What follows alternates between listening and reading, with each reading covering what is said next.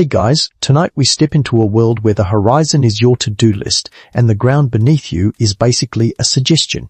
You're standing in the dim early light outside a little post office that smells like ink, wet leather and yesterday's pipe smoke, and you can already feel the day's ride in your knees. Somewhere inside, a clerk is shuffling paper like it's a sacred ritual, and you're about to become the human hinge that swings news, money, love letters, and bad decisions from one settlement to the next. You probably won't survive the SAT, least not in the emotional sense, because the 19th century mail route is less romantic adventure and more endless vibration and hunger.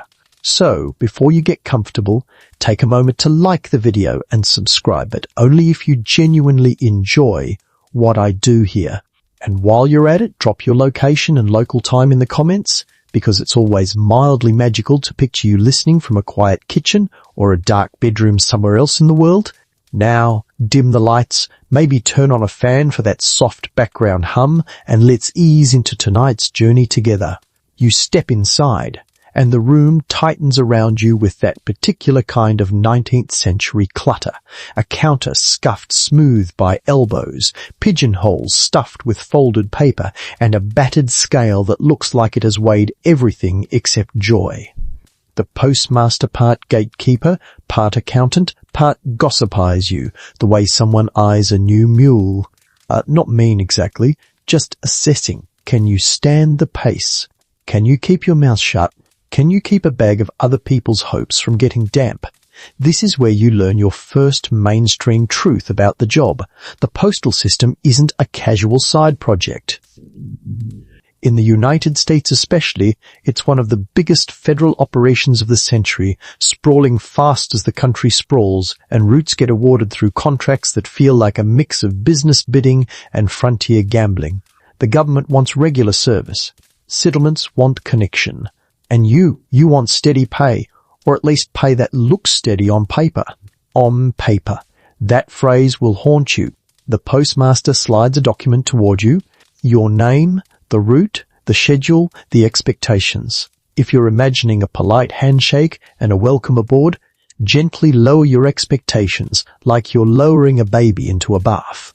You're signing into a system that cares about one thing: the mail moves. Everything else is negotiable. Comfort, sleep, the structural integrity of your spine, all optional features. You dip a pen and scratch your signature. The ink looks too dark, like it's absorbing light. You promise, essentially, to be reliable in a world designed to make reliability a prank. It's not just a personal pledge, it's an institutional one. The post office measures itself in timetables and deliveries, and your body is the clock hand.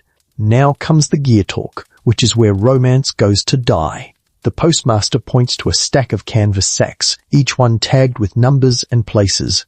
Mail bags aren't cute little bundles.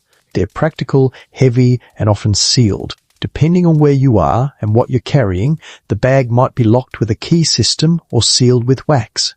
There are rules about who can open what and when, because this isn't just letters. It's money orders, legal documents, newspapers, maybe even small valuables tucked inside envelopes with hopeful handwriting. The post office is an artery of trust, and you're about to be the part that can get stabbed. You learn the routine. You receive the bag at a set time, you transport it along the designated route, you hand it off at the next post office or way station, and you get a receipt or a mark in a ledger proving you did it. The ledger is your lifeline. It's also your potential downfall, because if something goes missing, those neat ink lines become a courtroom accusation. Historians still argue whether postal theft was as rampant as some sensational accounts suggest, or whether the horror stories survive mainly because they make better reading than another boring, successful delivery. Either way, you're already watching the postmaster's hand show carefully he ties, seals, and counts, because his caution is telling you what kind of world you're in. A world where paper is power. A world where a bag of letters might be worth more than the horse carrying it. The postmaster gives you a look that says, "You armed?" And it's almost funny, except it's not. This is your first big cultural adjustment. If you're coming from modern life, the casual assumption that your job includes danger. You can carry a pistol. Many do. Some carry a knife too, more tool than weapon, though tools have a way of becoming weapons when the universe gets bored. Officially, policies vary by place and time, and not every mail carrier rides strapped like a movie poster. But the expectation of risk is baked into the role, especially on remote routes. He doesn't hand you a gun like it's part of the uniform. That would be too neat. Instead, you're left with a practical choice: spend money you don't have on protection, or trust that your luck is stronger than other people's desperation. You do the math in your head, and it's the kind of math where the numbers are fear and pride. The postmaster also mentions oaths and responsibility. In many places, postal employees and contractors are expected to uphold certain standards, some formal, some more like local moral gravity. Don't tamper with mail. Don't delay it. Don't treat it like your personal entertainment. That sounds obvious until you remember you will be alone for hours with a bag full of secrets.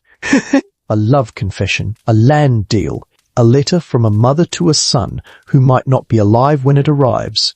If you're the sort of person who opens things that aren't yours, this job is basically temptation with a paycheck. The first mile feels deceptively reasonable, like the route is trying to lull you into optimism so it can betray you later. The horse settles into a rhythm. Your hands learn the reins, and the early light turns everything soft around the edges. For a moment, you can pretend you're just out for a ride, a little morning exercise, nothing more. Then you remember the mailbag thumping against the saddle, and your body does that quiet internal recalculation. You are not riding for fun. You are riding on a schedule that someone wrote in ink, as if ink can control weather, terrain, or human frailty. You pull out the route sheet at a slow patch of road and glance at it the way you might glance at a recipe you already know you're going to mess up. It lists your stops in a tidy order, names of towns and stations that look friendly when they're words. In real life, they are distances, and distances become time, and time becomes pressure. You're supposed to be a moving promise. Here is the mainstream historical fact that keeps showing up when people talk about 19th century mail. Schedules mattered because the mail wasn't just personal letters. It was business, legal documents, newspapers, government notices. Often the main way news and orders moved across long distances. In the United States, postal routes were planned, contracted, and measured with a seriousness that matched their importance, and carriers could face penalties for delays, especially if they were contractors paid to keep a certain frequency. The public expected regularity, and the system tried to create it even when the world refused. You can feel that expectation hanging in the air like a second, invisible mailbag strapped to your back. The route itself is more than a line, it's a sequence of compromises. You learn that the map people imagine is rarely the map you ride. A printed route might show a neat arc between towns, but your actual path is shaped by who owns land, where bridges exist, which rivers are fordable, and which locals will tolerate you cutting across their pasture without taking a shot at you.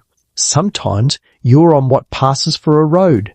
Sometimes you're on a track carved by wagons and time. Sometimes you're following fence lines like a sheepdog, hoping you're still heading the right direction.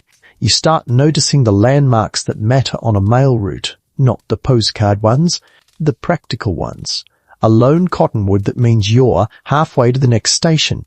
A bend in the creek where you can water the horse without sinking to your knees in mud. A rocky outcrop where you can see far enough ahead to spot trouble, or at least spot the absence of trouble, which is the closest thing to comfort out here. As the morning warms, you begin to understand why schedules are both essential and ridiculous. Essential because they force the system to exist. Ridiculous because no schedule can predict how a wheel rut becomes a pond overnight, or how a mild drizzle turns the road into a cake batter of clay. You can almost hear the postmaster's confident voice in your head: leave at dawn, arrive by mid-afternoon, and you imagine him saying it while sitting indoors, dry, holding a pen, like a person giving workout advice from a couch. Your first real conflict with time comes sooner than you'd like. The road dips into a low area and the ground changes under the horse-oft, sucking, uneven. Every step becomes a careful negotiation. You lean forward, shift your weight, try to keep the saddle stable. The mailbag swings a little and you tighten the straps. Time starts slipping away in small bites. A minute here, 2 minutes there. It's like the landscape is stealing from you with sticky fingers. You do a quick mental comparison to modern life because your brain is desperate for something familiar. This feels like being late to school, except the hallway is 30 miles long and the principle is the concept of winter. You imagine the route as a calendar invite that keeps moving earlier every time you open it. And you laugh once, quietly, because if you don't, you'll start taking the schedule personally, and that's a dangerous hobby. When you reach a higher patch of ground, you stop and check again. The route sheet may list mileage, but mileage in the 19th century is often interpretive. It's measured by wheels and footsteps and local estimates. 10 miles can mean 10 pleasant miles, or 10 miles where your horse is basically climbing a staircase made of roots. It's one of those open scholarly debate points that shows up in studies of travel and communication. Historians still argue whether reported travel times and distances in diaries and postal records reflect consistent measurement or a more flexible, experience-based sense of space. Out here, you can tell the answer is probably yes with a tired shrug. You push on, and now the rhythm of the ride becomes your own kind of clock. Hoofbeats, breath, the creak of leather, the occasional clink of buckle hardware, the mailbag bumping, always bumping, like it's reminding you that this isn't just your journey. It belongs to everyone whose words are inside that canvas. A few hours in, the sun is higher and the landscape opens. Maybe you're moving through farmland dotted with fences and low barns, or maybe you're skirting scrub and open prairie, the kind of place where the sky is so big it feels like it's pressing down. You squint into the distance. You scan for the next station. You start to understand why experienced carriers trust their senses more than paper. The route sheet can tell you what the air smells like before a storm. It can tell you when the wind shifts and starts bringing cold from somewhere you'd rather not meet. This is where you hear about the quirky tidbit that mail route veterans love to share. Usually with a smirk, some carriers swear they can read the mailbag. Not literally, unless they're criminals, but in the way they interpret its weight and shape. A heavier bag means newspapers, and newspapers often mean a major event and election result, a war update, a scandal. Some old hands claim they can tell when there are lots of letters from one particular town because the bag pulls differently, like the paper has its own gravity. Is that real? Maybe. Or maybe it's the same human impulse that makes you think you can guess who's texting by the vibration pattern in your pocket. Either way, it becomes part of the route culture, you and the bag, in conversation. As noon approaches, you catch your first sight of a way station. Just a structure in the distance, low and practical, sometimes nothing more than a cabin with a corral. You feel relief, not because you're done, but because you're not alone anymore. The station is a checkpoint in the route's logic, proof you've moved. But even as you approach, you're thinking about the schedule again, because the station is where you swap bags or pick up new ones, and the timing matters. If you're late, the next leg starts late. If the next leg starts late, the next rider is late. The entire chain of communication begins to sag. People may not blame the mud, or the wind, or the broken bridge. They'll blame you. In a world with fewer visible systems, the human part of the system gets all the anger. You ride in and dismount with a grunt that your pride pretends was casual. The station keeper looks you over. Hayes, seen your type. Hayes, seen you arrive confident and leave quieter. He checks the bag seals, marks something in his own book, and you feel the invisible bureaucracy wrap around your day like twine. The two of you exchange a few words where you came from, what the road is like, whether the creek is up. These words matter more than the route sheet. They're living data. You notice the way the station keeper's eyes flick to the sky. You do the same. Out here, weather is a co-worker who never shows up on time and always has a bad attitude. You ask about the next stretch. He tells you what you feared, a section of road washed out, a detour, a delay. You swallow your frustration like dry bread. This is where the lie of the schedule becomes clear. Not a malicious lie, a structural one. The schedule is a target. It exists so the system can judge you, but it cannot protect you. It's a ruler held up to a river. You drink some water, let the horse breathe, maybe swap to a fresher mount if the station has one arranged. That swap is its own little dance-checking tack, shifting the mailbag, making sure the straps sit right. You move with more care now than you did this morning because you've already felt how quickly small mistakes become big problems. Your body is learning the routes, language. Then you mount again and move out, and the day stretches on. The sun begins its slow tilt. The shadows sharpen. You feel time tightening like a belt you can't unbuckle. Every delay has a cost. Every stop is a choice between rest and schedule. You catch yourself calculating in a constant whisper. If you keep this pace, if the detour isn't too bad, if the horse doesn't spook, if the river isn't up, if. And in that constant conditional thinking, you realize something that will define your entire life on a mail route. Your mind starts living in the future, always anticipating the next obstacle, the next station, the next handoff. It's exhausting. It's also necessary. You ride on, the schedule chasing you like a polite threat. The route sheet flutters in your pocket. The landscape shifts. And the mailbag keeps time, bumping softly, reminding you that someone somewhere is waiting for words that only you can deliver. You don't get very far into the second leg before you realize the real boss of this job isn't the postmaster, the schedule, or even the weather. It's the animal under you. Your mount decides how fast you travel, how safe you are, and how much of your spine remains on speaking terms with the rest of your body. The mail route is basically an agreement between human ambition and equine patience, and the horse did not sign it. You start paying attention to your horse, the way you pay attention to a car that's making a new noise, ears flicking back, listening to you or judging you, breathing steady or strained, sweat darkening the coat, normal work or the beginning of trouble.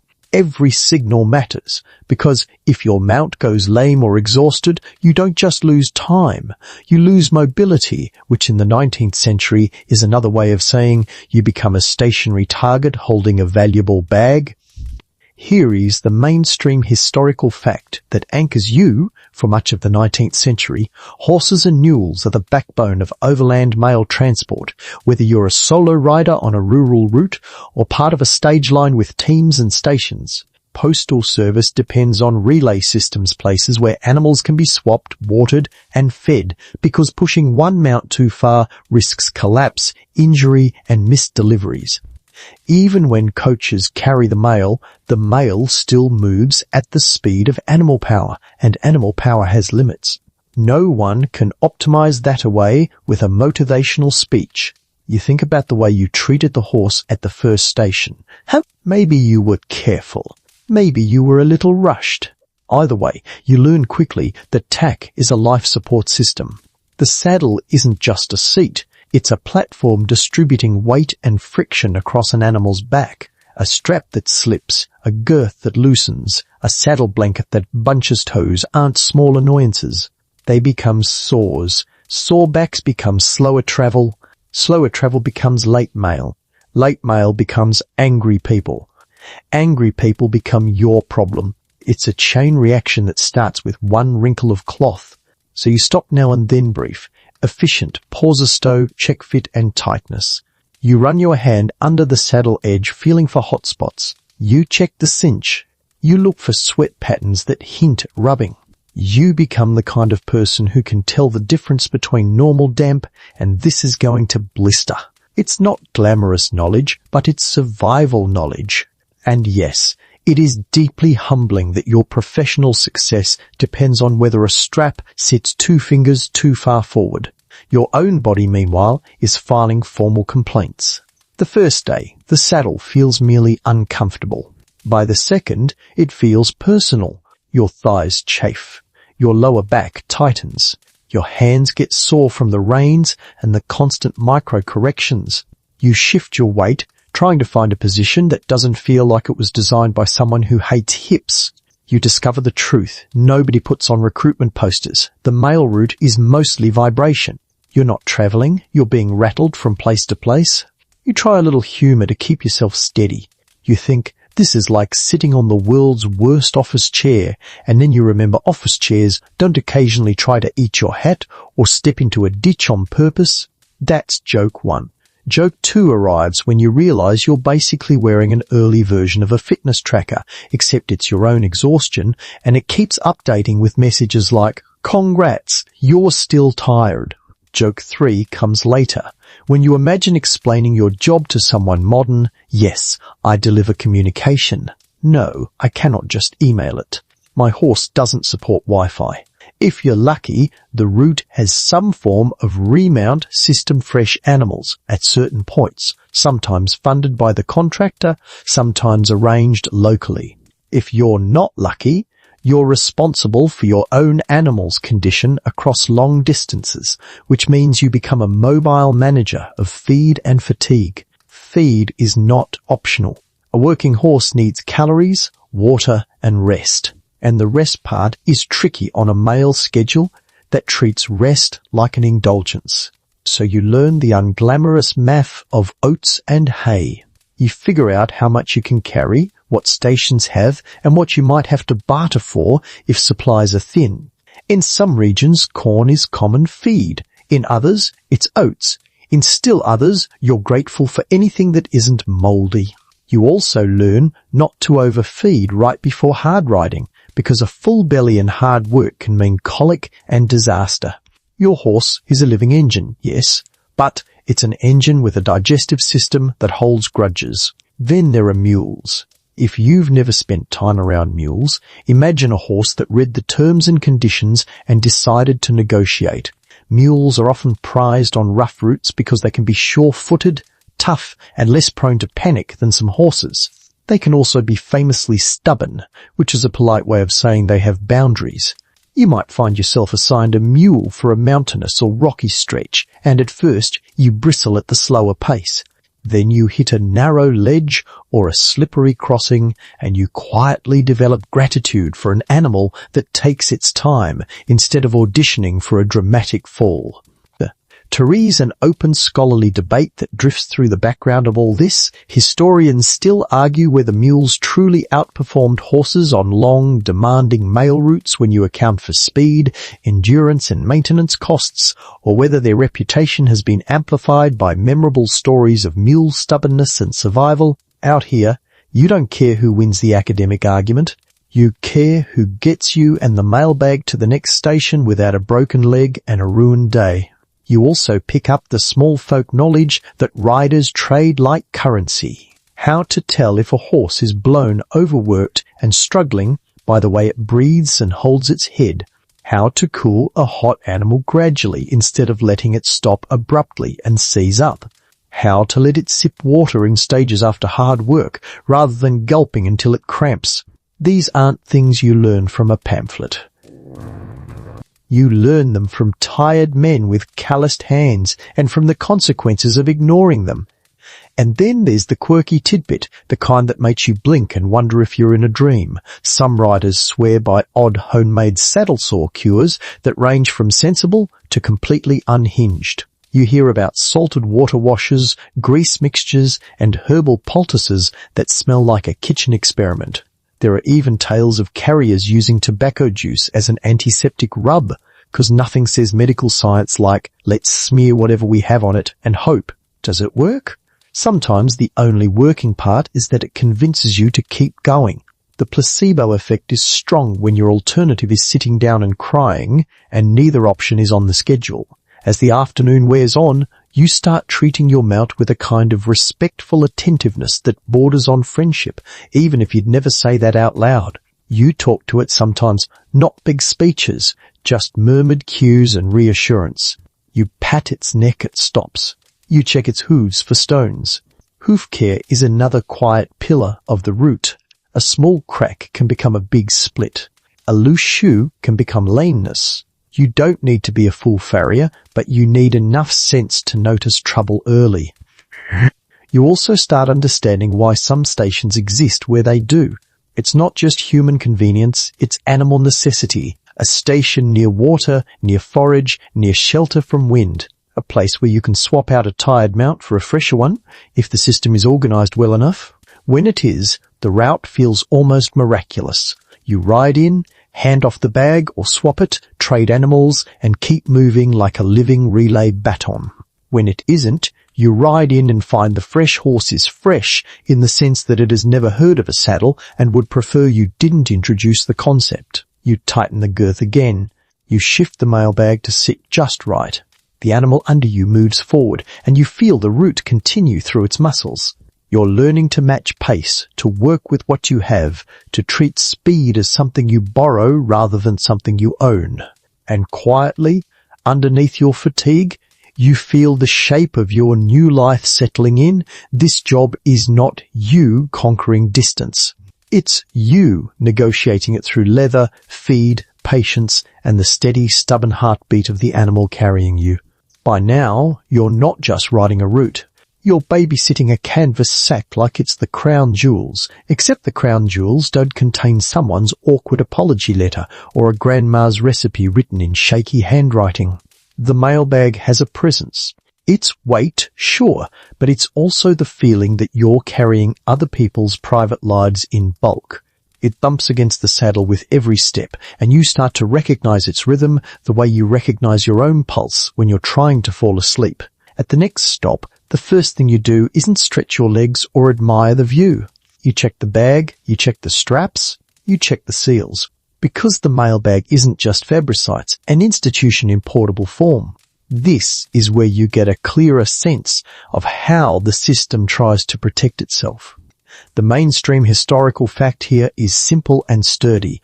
19th century postal services develop increasingly formal methods of accountability: seals, locked pouches, receipts, and ledger entries, because the mail includes valuable items and sensitive information.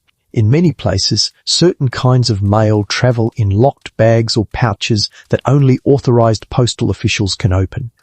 Even when everything isn't literally locked, the chain of custody is tracked with paperwork, signatures, and timed handoffs.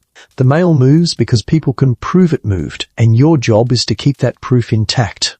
The station keeper, clerk, or postmaster at your stop treats the handoff like a small ceremony. Not a dramatic one, more like a tired ritual done 1,000 times but still careful.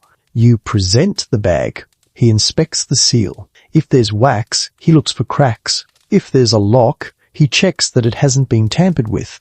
If there's a tag, he confirms the route number.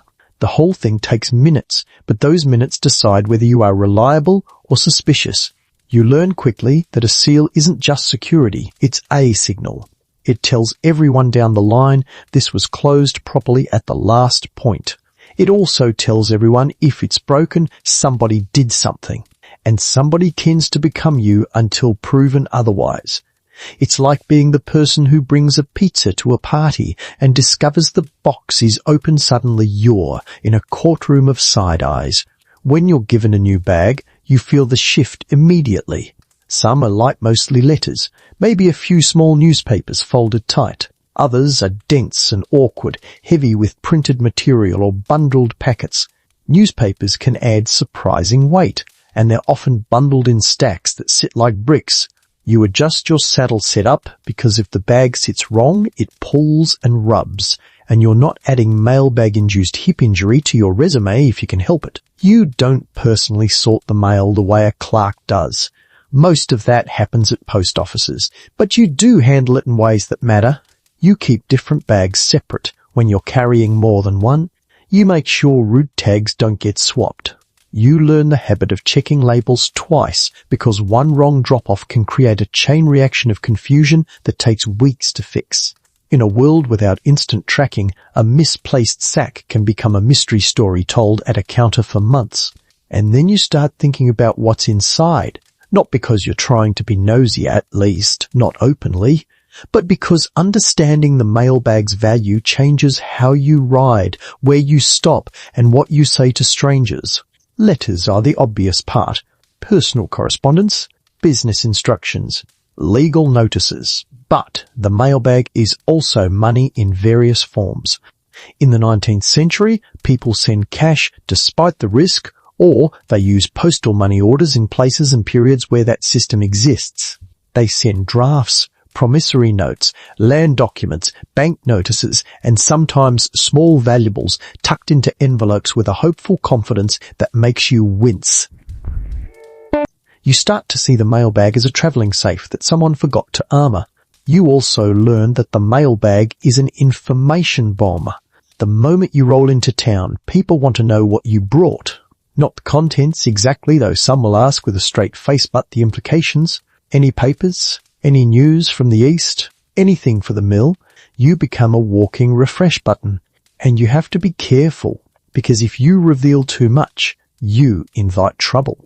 If you look too secretive, you also invite trouble. The correct posture is calm, bored competence, which is hard to maintain when you're dehydrated and your thighs feel like they've been filed down.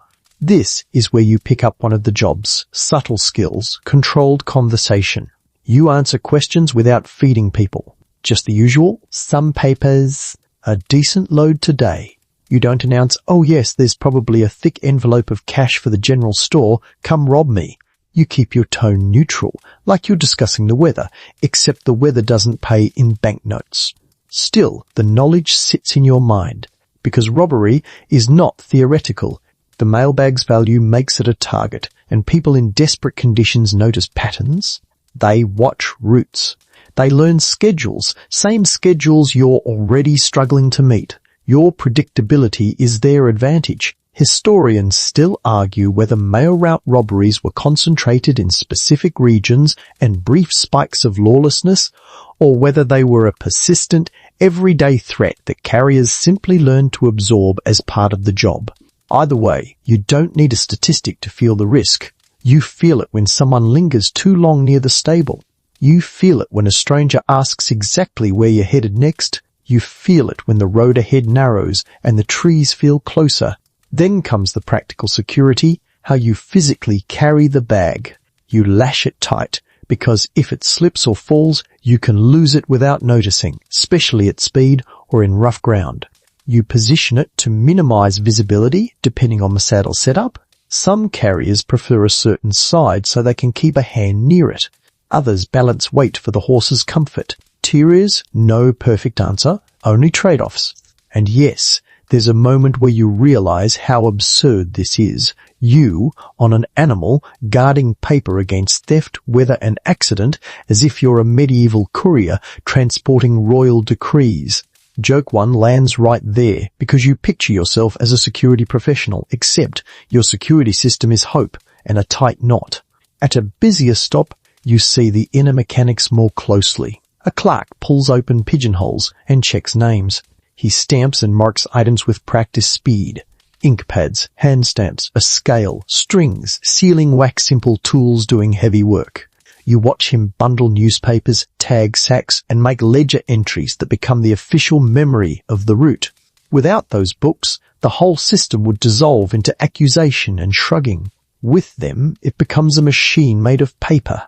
And then you learn the part nobody likes to say out loud, the mailbag also carries secrets.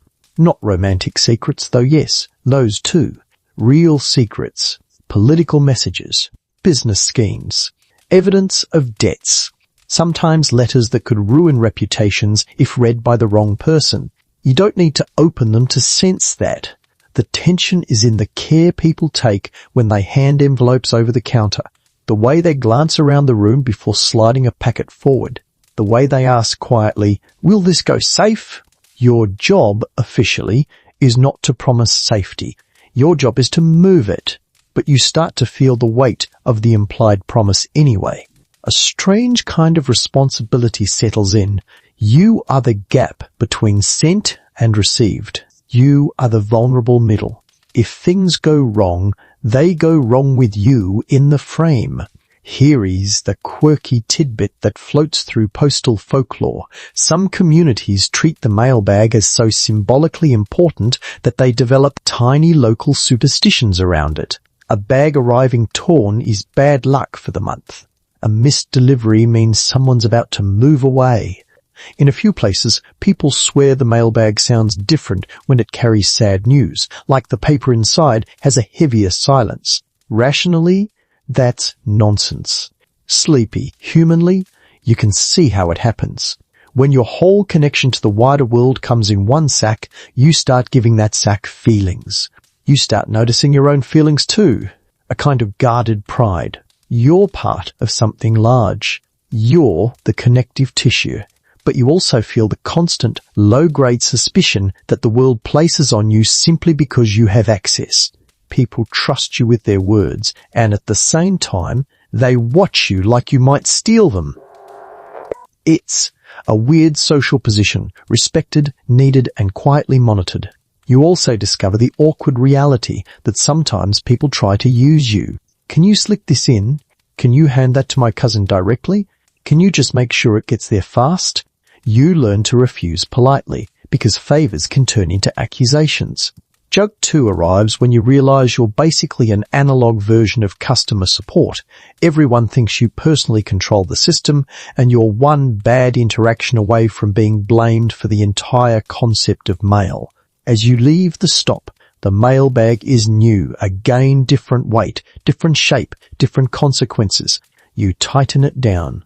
You check the seal one more time because you've become that person. You swing into the saddle and feel the horse step forward.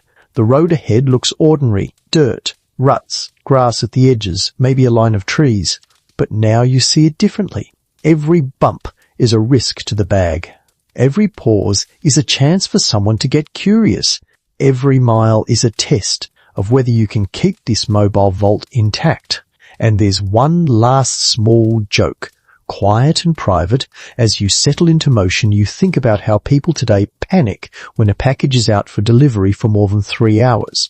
Out here, out for delivery can mean somewhere on a muddy track, being guarded by a tired person and a horse with opinions. If the tracking app could see you now, it would probably just display a single honest update. Vibes uncertain. You ride on anyway because the system depends on you pretending the bag is unbreakable and the schedule is real. The mail thumps softly, your animal breathes beneath you, and you keep moving locked, sealed, and carrying far more than paper. The next stop isn't a town exactly. It's more like a pause in the wilderness where humans have agreed to pretend comfort exists. A way station appears, the way small miracles do in the 19th century, low roof, rough timber, a corral, smoke coming from a chimney that looks like it's doing its best. You approach with that mixture of hope and suspicion. You're developing hope for water and shelter, suspicion that the bed might be filled with historical organisms that deserve their own museum exhibit. You ride in, dismount, and feel your knees argue with gravity. The station keeper comes out slow, wiping hands on trousers, eyes scanning you, the horse, the mailbag, all gatees. He's evaluating your urgency, your mood, and whether you look like you're going to start a problem. You evaluate him right back, because hospitality on a mail route is never purely kindness. It's commerce, reputation, necessity, and sometimes a little opportunism. Here is the mainstream historical fact that frames this place. Way stations and relay stops are essential infrastructure for mail routes, especially on long or remote lines. They provide fresh horses or mules, feed, water, and basic service SOME times, lodging and meals, so the mail can keep moving with minimal downtime. They also serve as points of accountability, because you hand off bags, collect signatures, and keep the chain of custody intact. Without stations, the route becomes a gamble with exhaustion, and the postal system hates gambling unless it's the kind written into a contract. This station, like many, runs on a mixture of official arrangement and local improvisation. Sometimes the postal contract includes payment to the station keeper. Sometimes it doesn't, and the keeper makes money by charging riders and travellers for food, oats, and a place to sleep. Even when there's a contract, the quality of service can vary wildly. You're learning the rule. The schedule may be federal, but the bed is local. You lead your mount to water because the horse comes first. That's not sentimentality, it's math. No horse, no movement.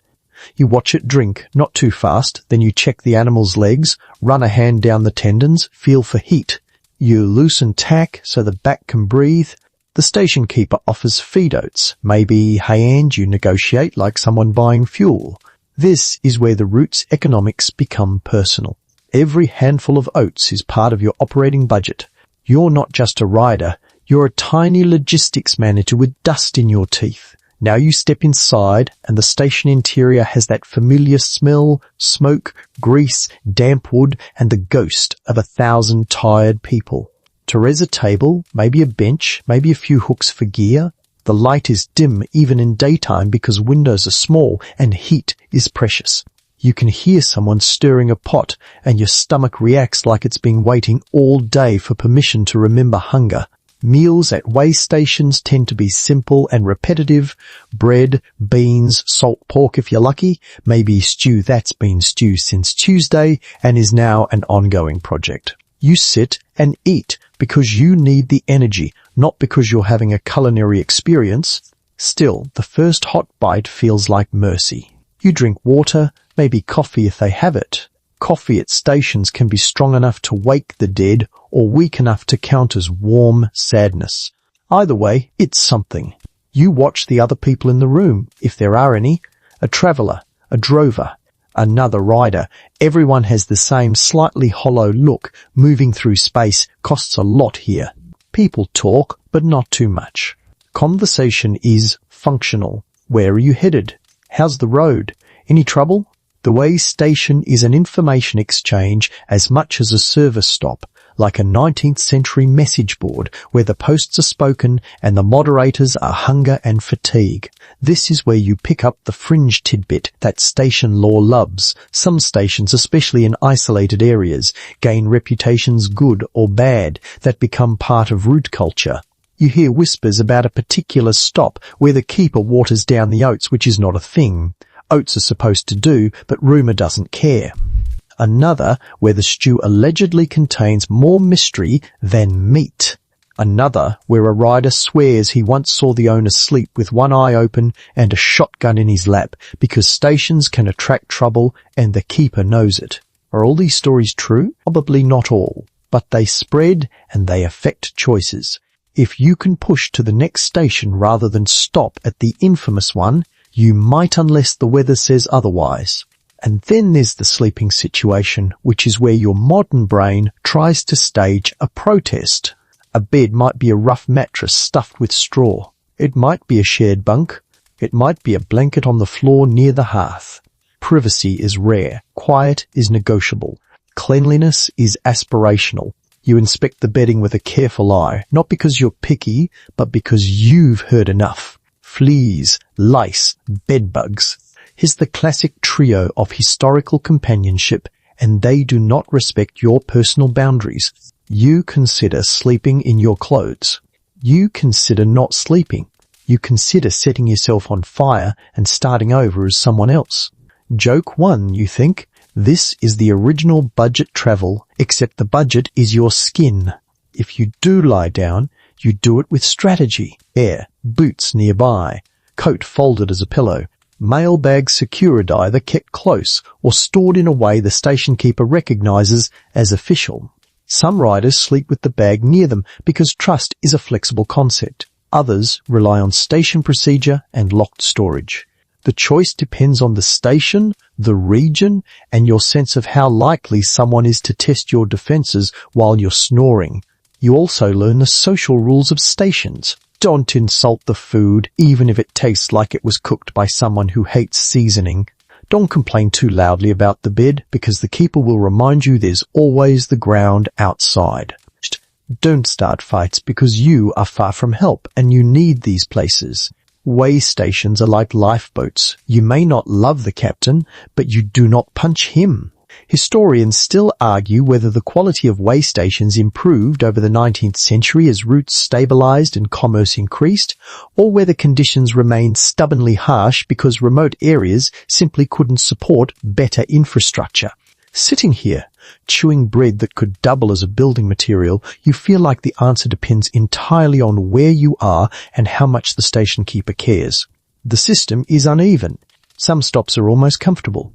Others are endurance tests with a roof. You finish eating, wipe your mouth, and check the time by instinct. Maybe you have a watch, maybe you don't. Many people rely on the sun, the feel of the day, the station keeper's guess. If you do have a watch, it's a valuable object, and you treat it like one. Either way, you feel the schedule tugging at you again. Rest is tempting, but delay is dangerous. The mail doesn't wait for digestion. Outside, you check your mount. You look at its eyes, its breathing, the set of its legs. You feel a small wave of gratitude for the animal's patience. You tighten tack, smooth the blanket, adjust straps. The station keeper might offer a fresh horse, depending on how this route is arranged. If so, you repeat the whole dance, checking the animal, fitting tack, shifting the mailbag. Every swap is a chance for a mistake, and you've learned to fear small mistakes. Before you leave, you exchange a few more words. Weather updates, road hazards, maybe a rumor about someone seen near the river crossing. You take it all in. Stations are nodes not just of rest, but of warning. The route is a living thing, and stations are its nerves. Then you mount up again, and your body complains, because of course it does. Joke 2. You think your legs have been replaced with stiff boards, the kind people nail onto fences. Joke 3. You imagine giving this station a 5-star review in your head. Great ambience, excellent fleas, would not recommend. You ride out, the way station shrinking behind you, and you carry with you the brief warmth of food, the smell of smoke in your clothes, and the knowledge that hospitality here is a paid service, not a gentle promise. It can save you, but it can also drain you of money, of sleep, of patience. And as the road opens again, you feel the route tighten around you once more, pulling you forward. The mailbag sits secure. The animal moves beneath you. The day continues, and the next station, the next bargain, the next questionable bed waits somewhere ahead like a challenge dressed up as shelter. You ride out of the way station with just enough warmth in your belly to make you believe you're functional, and just enough stiffness in your legs to prove you're not. The road ahead looks ordinary dirt, ruts, grass till weather starts changing the rules. Out here, weather isn't a background. It's an active participant. It reaches up from the ground, drops down from the sky, and grabs your schedule by the throat. At first, it's subtle. The air cools, the wind shifts, the clouds thicken like someone stirring milk into coffee. You smell dampness before you see it, and you feel that familiar little clench of worry because you already know what moisture does. To roads, to horses, to mail. Your route sheet doesn't mention any of that. It's still sitting in your pocket like a confident lie. Here is the mainstream historical fact you're forced to live. 19th century mail routes are routinely delayed or disrupted by seasonal weather mud, floods, snow, heat, because infrastructure is limited and many roads are unimproved. Postal records and newspapers from the period mention interruptions, reroutes, and late deliveries as normal features of overland communication. The system tries to be regular, but the environment is irregular, and you are the person in between, absorbing the impact. The first rain comes in soft, annoying spits, just enough to make the dust darken and the horse's ears flick back. You keep going because light rain isn't an excuse. You've already learned that excuses don't travel well, but within an hour the ground changes. Ruts fill with water. The surface turns slick. The horse's hooves start making that squelching sound that's basically the soundtrack of wasted time. Mud is not just wet dirt. Mud is a trap. Wheels sink. Hooves slide. Every step takes more effort. The horse's pace drops, and you can feel the schedule drifting away like a boat you forgot to tie up. You lean forward trying to help, but your body isn't a winch. You're just extra weight with opinions. You get your first taste of the route's most persistent joke. You can work twice as hard and still go slower. That's joke one, and it's bitter, so you soften it with a sleepy little thought. If the 19th century had customer service, mud would be on hold forever, listening to bad music, refusing to solve your problem. When the rain eases, the damage remains. The road has become a series of puddles and soft patches. You pick your way along the edges, where grass offers traction, but that's where hidden holes live. You're constantly scanning, constantly adjusting, constantly trying to keep the horse from twisting an ankle. You're also thinking about the mailbag. Water is the enemy of paper. You strapped it tight and you've got canvas, maybe wax seals, maybe interior wrapping, but nothing is truly safe from a full day of rain. You begin to angle the bag away from the worst splashes, like you're shielding a candle. Then there's heat, the weather you can see but can absolutely feel. On some routes, heat comes like a silent attack. The sun beats down, the air thickens, your mouth dries. The horse sweats and starts to foam around the harness points. You ration water not because you want to, but because you have to. Heat turns every mile into a negotiation with dehydration. You learn that heat doesn't just slow you physically, it slows your judgment. You become more irritable, more careless, more tempted to take risks to get done faster. That's when mistakes happen. A wrong turn, a loose strap, a skipped water stop. You catch yourself drifting and force your attention back to the basics: horse breathing, hoof placement, horizon scanning. The route punishes daydreamers. And then, if you ride in colder seasons or higher elevations, snow arrives. Snow is its own category of cruelty because it covers the evidence. It hides ruts. It masks ice. It turns landmarks into vague shapes.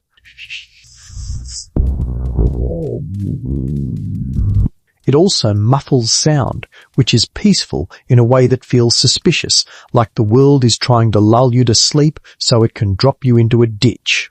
In deep snow, the horse's effort doubles. Each step is a lift and a push. You feel the animal's muscles working, and you feel a kind of guilt because you're making a creature do a job it didn't apply for. You might wrap your face in cloth, pull down a hat, try to keep your fingers from going numb. The mailbag stiffens with cold. Leather gets rigid. Buckles become harder to work. Everything mechanical becomes less cooperative. Here is the open debate that threads through this. Historians still argue whether the biggest limiting factor on winter mail routes was snowfall itself, or the secondary effects: frozen rivers that were sometimes passable and sometimes deadly, shortages of fodder, and the increased strain on animals and riders. From your perspective, the limiting factor is simpler. Winter makes everything harder, and harder is the enemy of on time. Now, weather isn't just a series of separate challenges. It stacks. Rain makes mud. Cold turns mud to rutted ice. Warmth makes ice into slush. Wind makes everything feel worse and makes fires harder and makes you feel like you're riding through invisible hands that keep pushing you sideways. And the schedule remains emotionally unbothered. Theory is also the matter of storms. A true storm isn't something you push through with determination. It's something you survive by making choices. Do you stop early at a station? Do you seek shelter under trees, which is risky and lightning? Do you keep going because stopping means freezing? The answer changes by region, season, and the kind of storm. You start to understand why experienced carriers have that haunted practicality in their eyes. They've learned that bravery is often just poor planning with a soundtrack. This is where you hear a quirky, fringe tidbit from a fellow rider at a stop, something that sounds absurd until you think about it for a second. Some carriers and drivers swear by weather signs that go beyond basic observation. They'll watch animal behavior, how horses flick their ears, how birds fly low, how insects behave like living barometers. In some places, people claim they can predict a storm by the smell of the air alone, a kind of damp metallic edge. Whether it's real skill or selective memory, you find yourself paying attention because the cost of being wrong is high. If you can anticipate weather even a little, you can choose when to rest, when to push, and when to seek shelter. Joke 2 creeps in when you realize you've become the kind of person who watches clouds like they're a TV show. Tonight on Sky, the thrilling finale where you get soaked again. As the day progresses, you feel weather working on your mood. In rain, you feel cramped and resentful because everything sticks to you. In heat, you feel dulled, like your brain has been wrapped in wool. In cold, you feel sharp and narrow, focused only on staying warm and moving. Your emotions become seasonal. You start to judge days not by events but by conditions: mud day, wind day, good day, which is a rare category defined by the sky doing absolutely nothing interesting. You also learn that weather changes your relationship with stations and towns. A station in good weather is a convenience. In bad weather, it's salvation. The knowledge of where shelter exists becomes as important as the route itself. You memorize distances between warm places.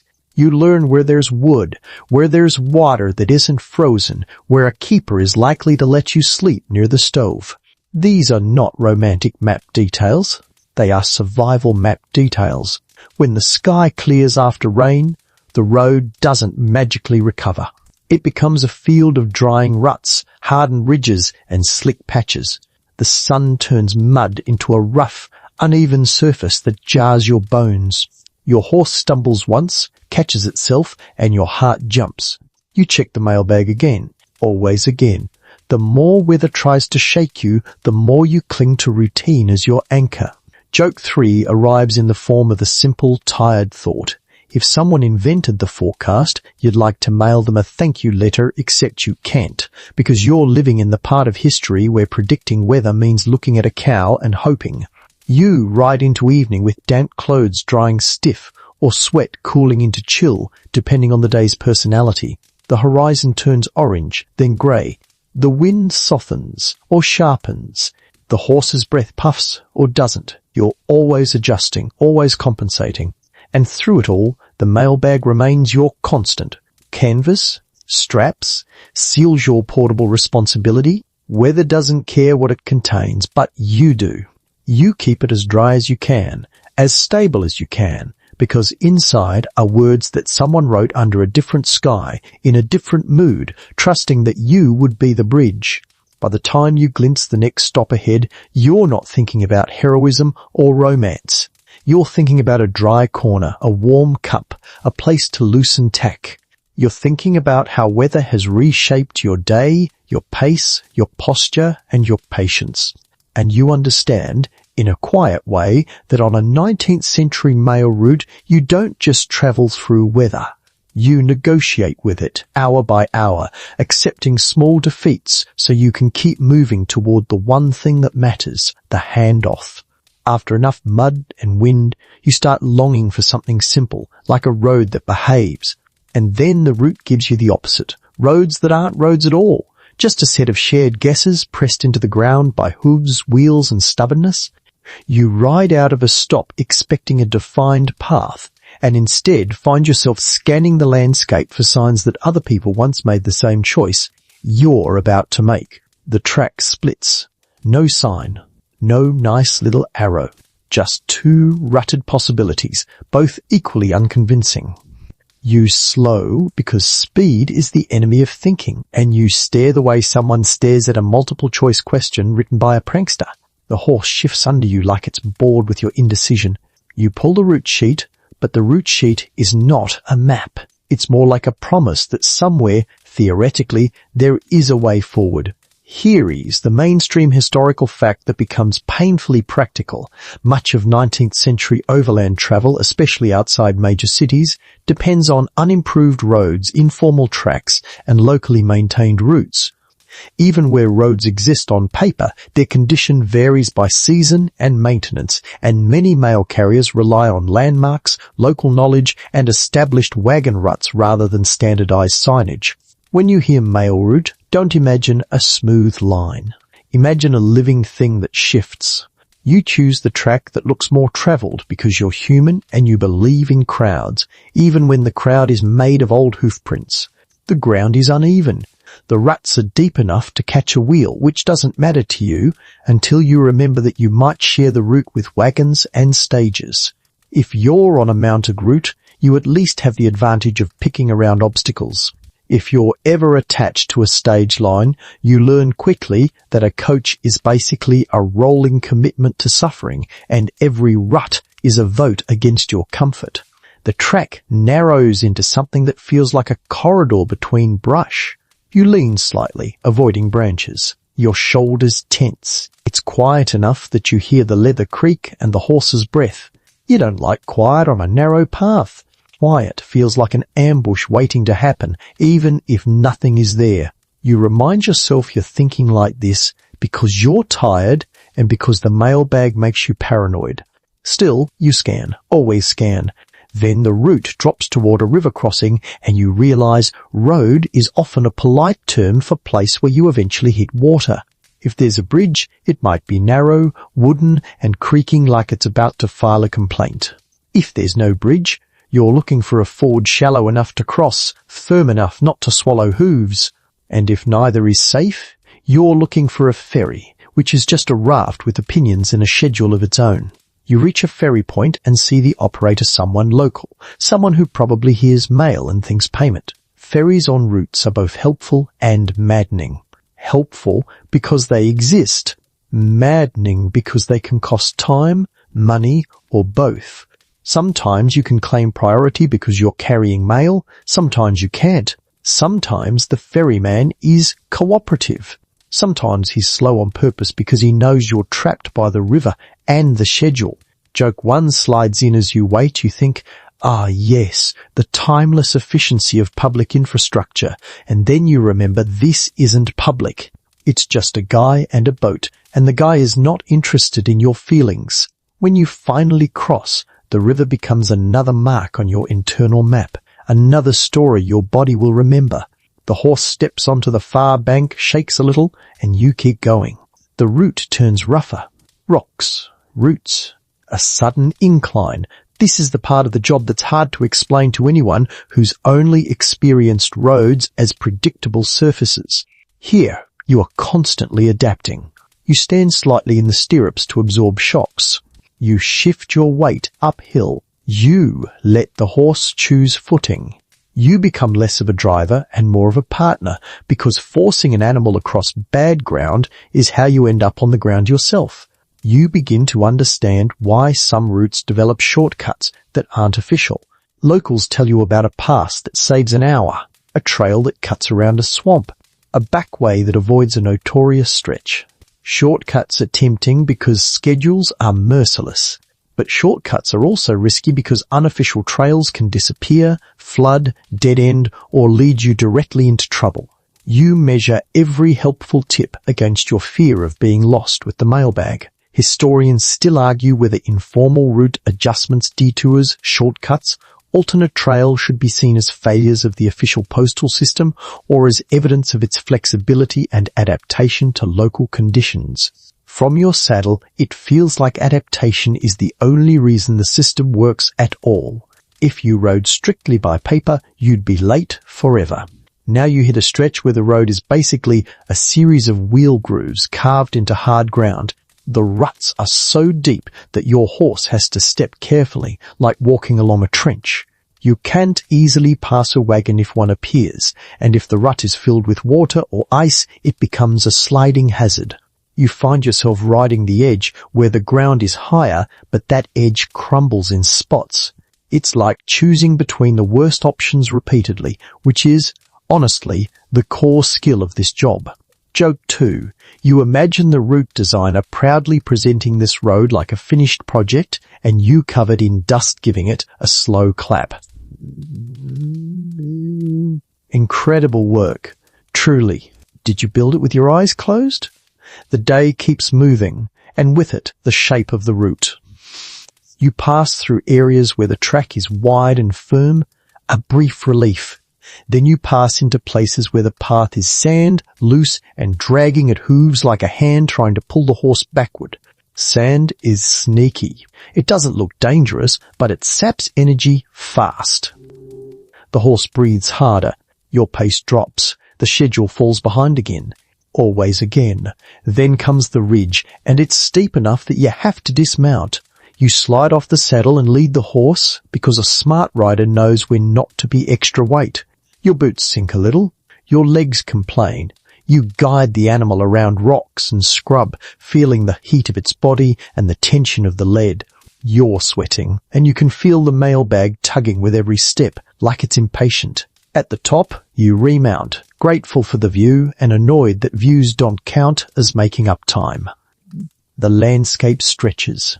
You spot a distant line of trees, maybe the next water, maybe the next station area.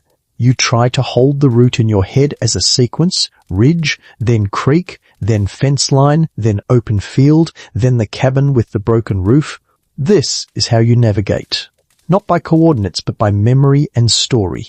And this is where the fringe tidbit gets under your skin in a slightly eerie way. You hear that some mail carriers, especially on lonely routes, develop almost obsessive mental maps to the point where they can ride stretches in darkness by counting steps, listening to echoes, and recognizing the sound of a landscape. A certain hollow where hoofbeats change. A narrow cut where wind whistles differently. It sounds like exaggeration until you spend enough time riding the same uncertain tracks. You begin to know them by feel. Your body remembers what your eyes can't always confirm. Even so, you still get turned around sometimes. The sun shifts, clouds flatten the light.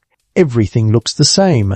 Your stomach tightens with the old fear. Lost time, lost route, lost credibility. You stop, breathe, and choose again. You look for fresh tracks. You look for broken twigs. You look for a fence line that points towards settlement. You use any clue the world offers because the world is stingy with clarity. When you finally see a more defined path, a head wagon worn and slightly wider, you feel relief like a physical thing. Your shoulders drop. The horse relaxes into a steadier gait. The mailbag bumps in a more regular rhythm. You're still riding on a road that would horrify a modern engineer, but at least it's a road in the sense that multiple people agree this is where travel happens. Joke 3 arrives softly as you settle in, you think.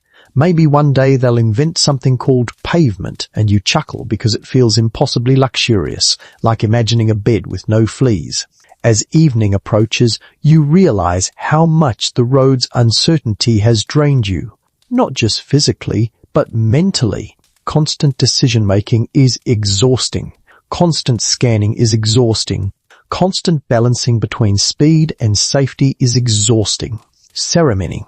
You're not just transporting mail, you're performing navigation, risk assessment, animal management, and schedule triage all at once. And yet, you keep moving because this is what the route requires. It doesn't care if the road is clear or chaotic. It doesn't care if the path is a rut, a ridge, or a ferry crossing. The route is a promise made across uncertain ground, and you are the person carrying it forward, one imperfect track at a time. You don't need to see a masked figure in the road to understand the danger. The risk is quieter than that. It lives in questions asked too casually, in people who step a little too close, in the way a friendly face can stay friendly right up until it doesn't. By the time you're deep into the route, you've stopped thinking of bandits as a specific type of villain and started thinking of trouble as a range of human behaviors that all point toward the same outcome. Someone wants what's in your bag, or they want what your bag represents.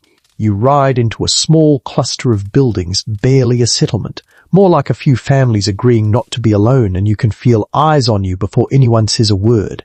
People notice a mail rider. Your movement in a world where movement is rare. Your news before you even speak. Someone waves. Someone leans on a fence and watches like they're trying to memorize your pace. You slow, because speed through a populated area is both rude and risky. You keep your posture relaxed, because tension reads like fear, and fear reads like opportunity. You offer a nod. You let your voice stay calm when you answer simple questions.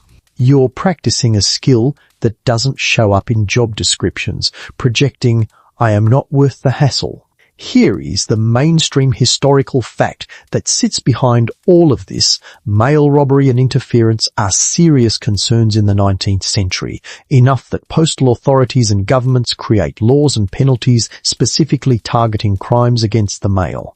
The mail is considered vital infrastructure, public communication, commerce, government functions.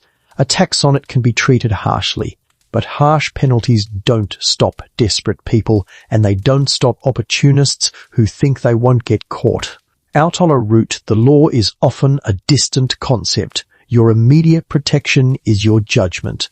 Judgment starts with recognizing the soft setup. A man offers you a drink just to be friendly. A woman asks if you can hold this letter and hand it straight to my brother, bypassing the system. A stranger says he can show you a shortcut that saves time, and he's oddly specific about where you should dismount. These are the moments where the route teaches you suspicion, not as paranoia, but as maintenance. You learn the standard scams because they repeat. Someone claims there's a message waiting and tries to lure you to a side building. Someone offers to help with your tack and keeps their hands too close to the bag. Someone tries to start a conversation that pins you in place while another person drifts behind you. It's rarely dramatic. It's social engineering with dirt under its nails. Joke 1 comes to you. Dry and sleepy, you realize you've become a human firewall. You don't click links. You don't accept attachments. You don't follow strangers into side alleys. The 19th century is running the same scams, just with fewer pop-ups and more mud. Most of the time, your best defense is boring. You keep moving. You don't linger. You don't advertise your schedule. You don't tell people exactly how far the next station is or whether you're carrying heavy bags today. You make your answers vague enough to be useless. You smile enough to be polite. You keep your hands where they belong and your eyes active. But sometimes boring isn't enough.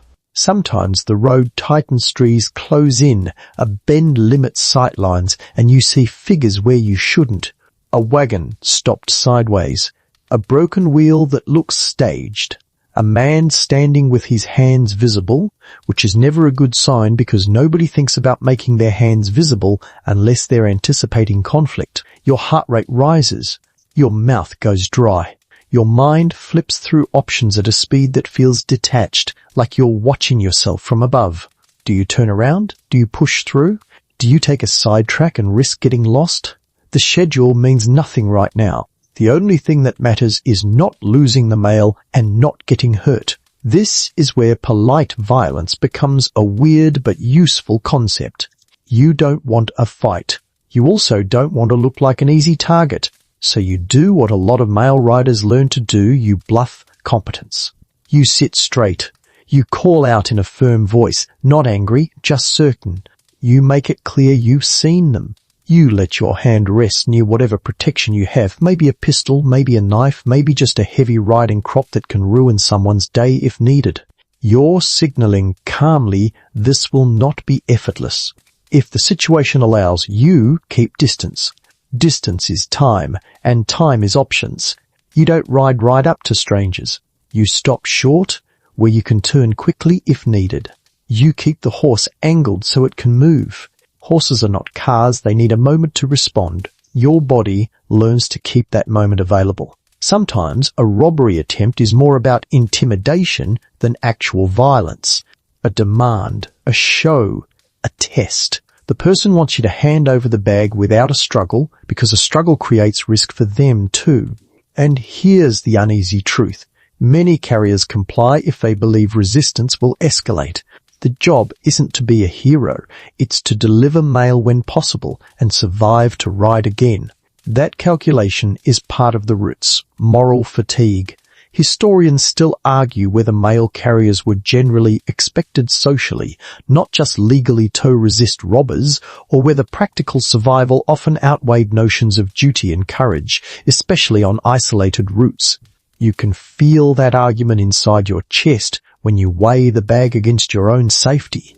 Duty sounds noble in a newspaper story. Out here it sounds like a way to get hurt.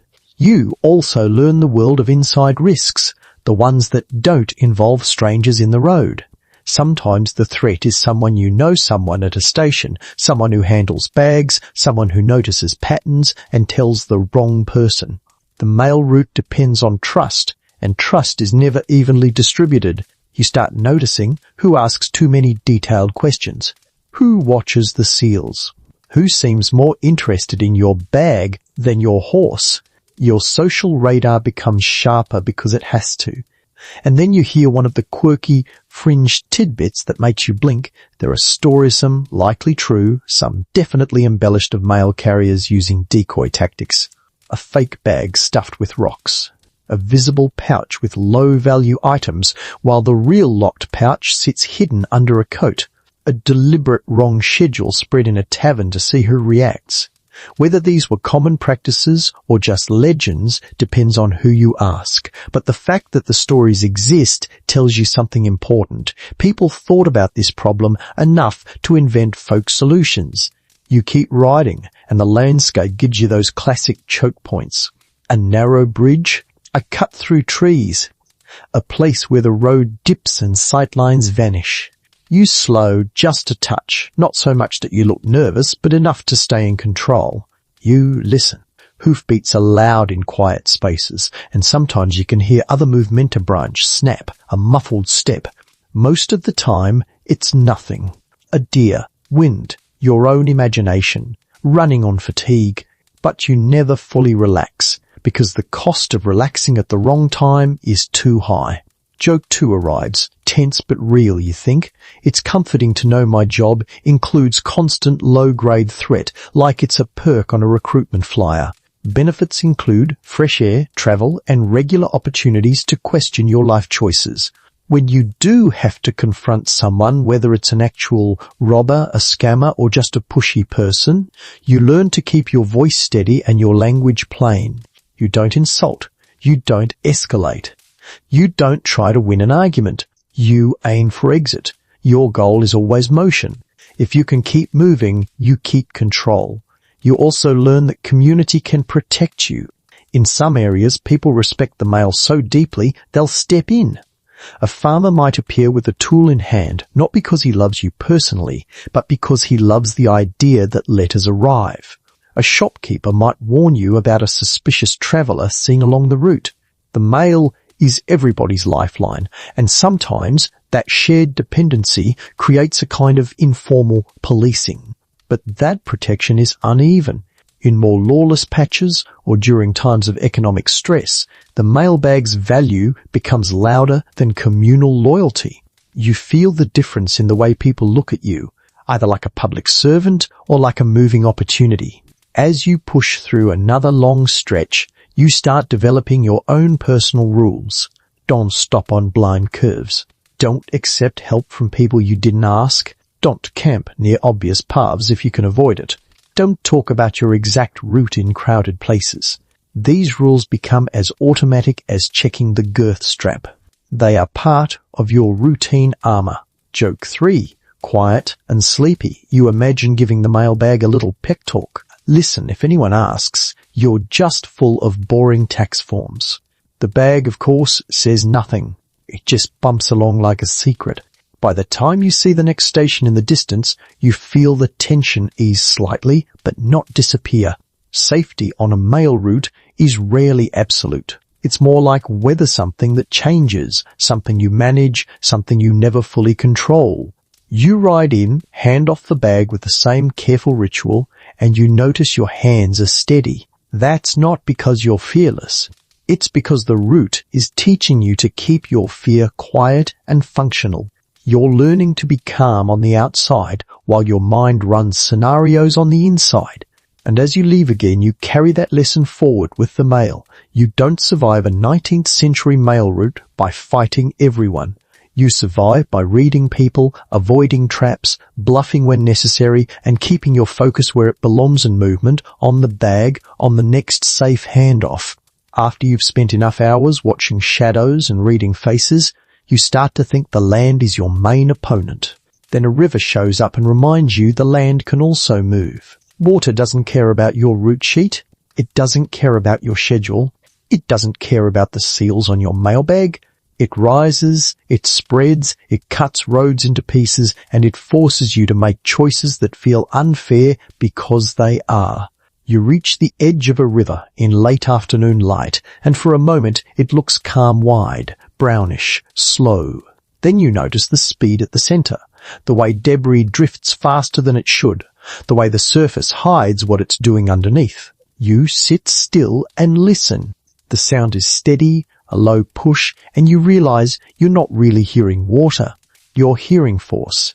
Here is the mainstream historical fact that becomes immediate. Rivers and waterways are among the biggest logistical challenges for overland mail transport in the 19th century because bridges are limited, ferries are unreliable, and fords change with weather.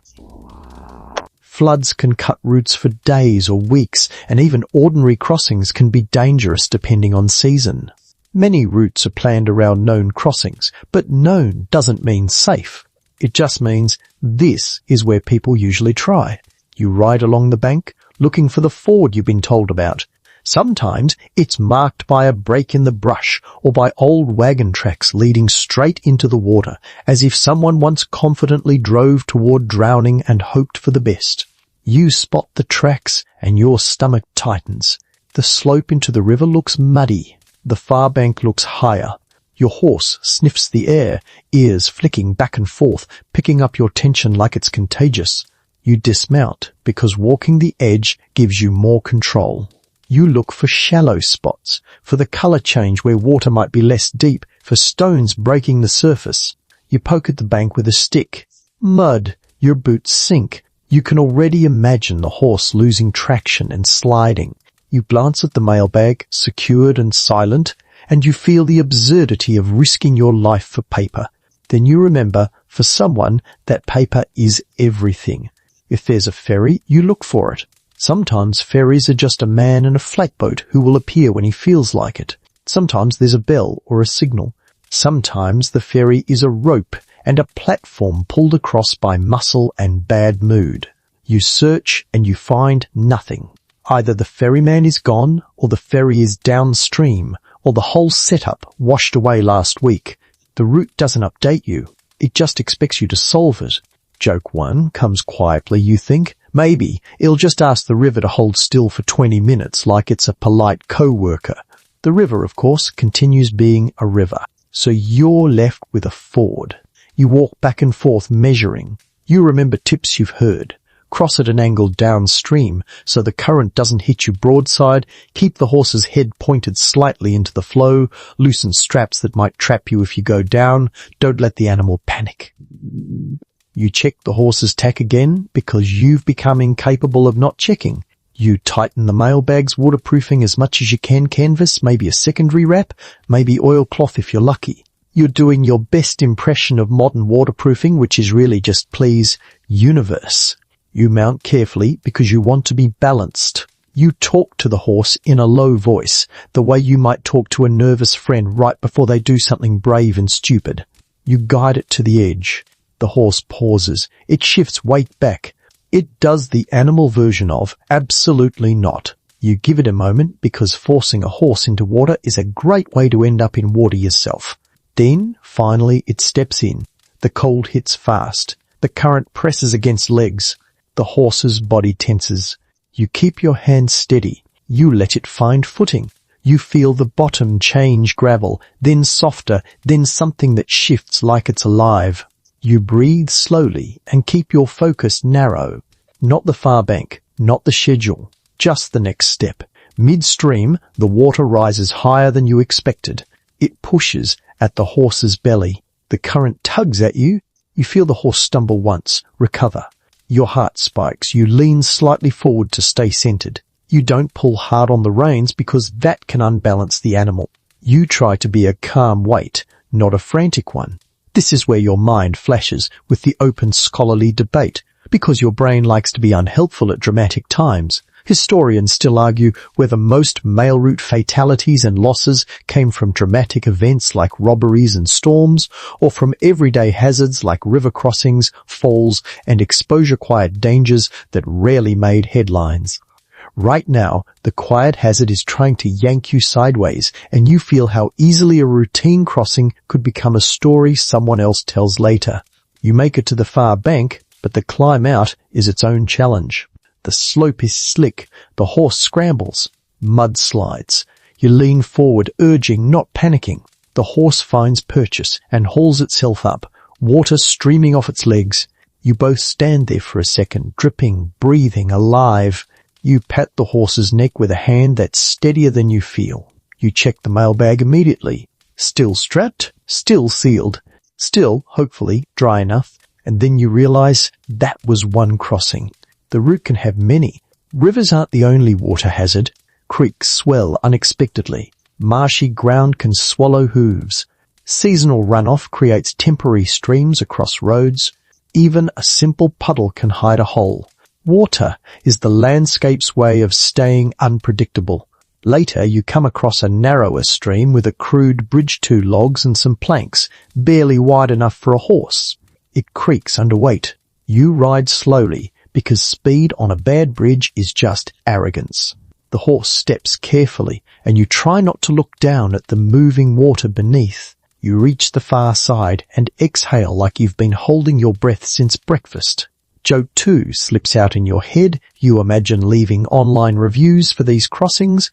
Scenic, slight chance of death, would cross again if required by federal infrastructure.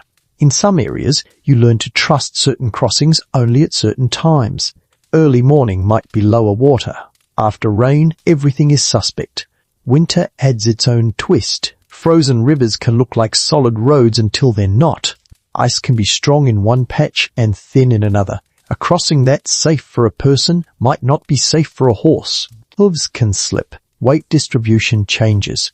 You might walk the horse across, leading it, because giving it control can reduce panic.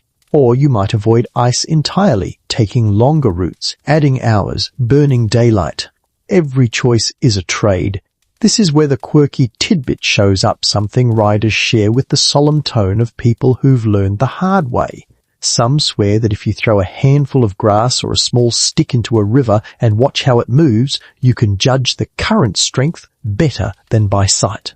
Others insist on listening. The sound of water over stones tells you depth. None of this is precise science, but it's fieldcraft, and fieldcraft is what keeps you alive when the route sheet is silent. You keep moving, and you notice how water shapes human settlement too. Towns cluster near rivers for trade, mills, and transport. But those same rivers isolate communities when they flood. That makes the mail even more important and more fragile. When water rises, connection shrinks. As evening deepens, you feel the day's crossings lingering in your body. Your clothes dry stiff. Your boots stay damp. The horse's legs carry that heavy, cooled fatigue. You look at your hands and realize they smell faintly of river water and leather, which is not a scent anyone will bottle for profit. You spot lights ahead, maybe a station, maybe a farmhouse that sometimes offers shelter, maybe the edge of a town. You aim for it, because after water, you want solid ground and predictable shelter. You also want to check the mail again, because water makes you paranoid in a new way.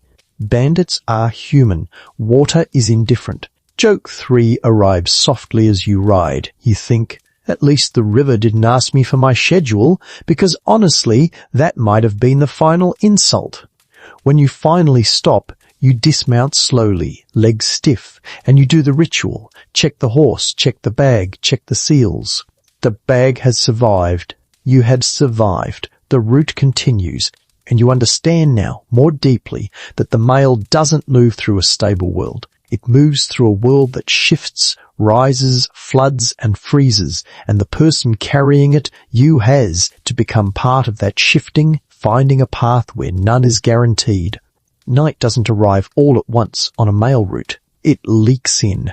The shadows lengthen, the air cools, and the world's edges soften until distance becomes guesswork. You can feel the day's grit on your skin and the day's miles in your joints, and you're making the same calculation you make every evening. Do you push for the next station, or do you stop out here and accept the dark on its own terms? Sometimes you don't have a choice. The station is too far.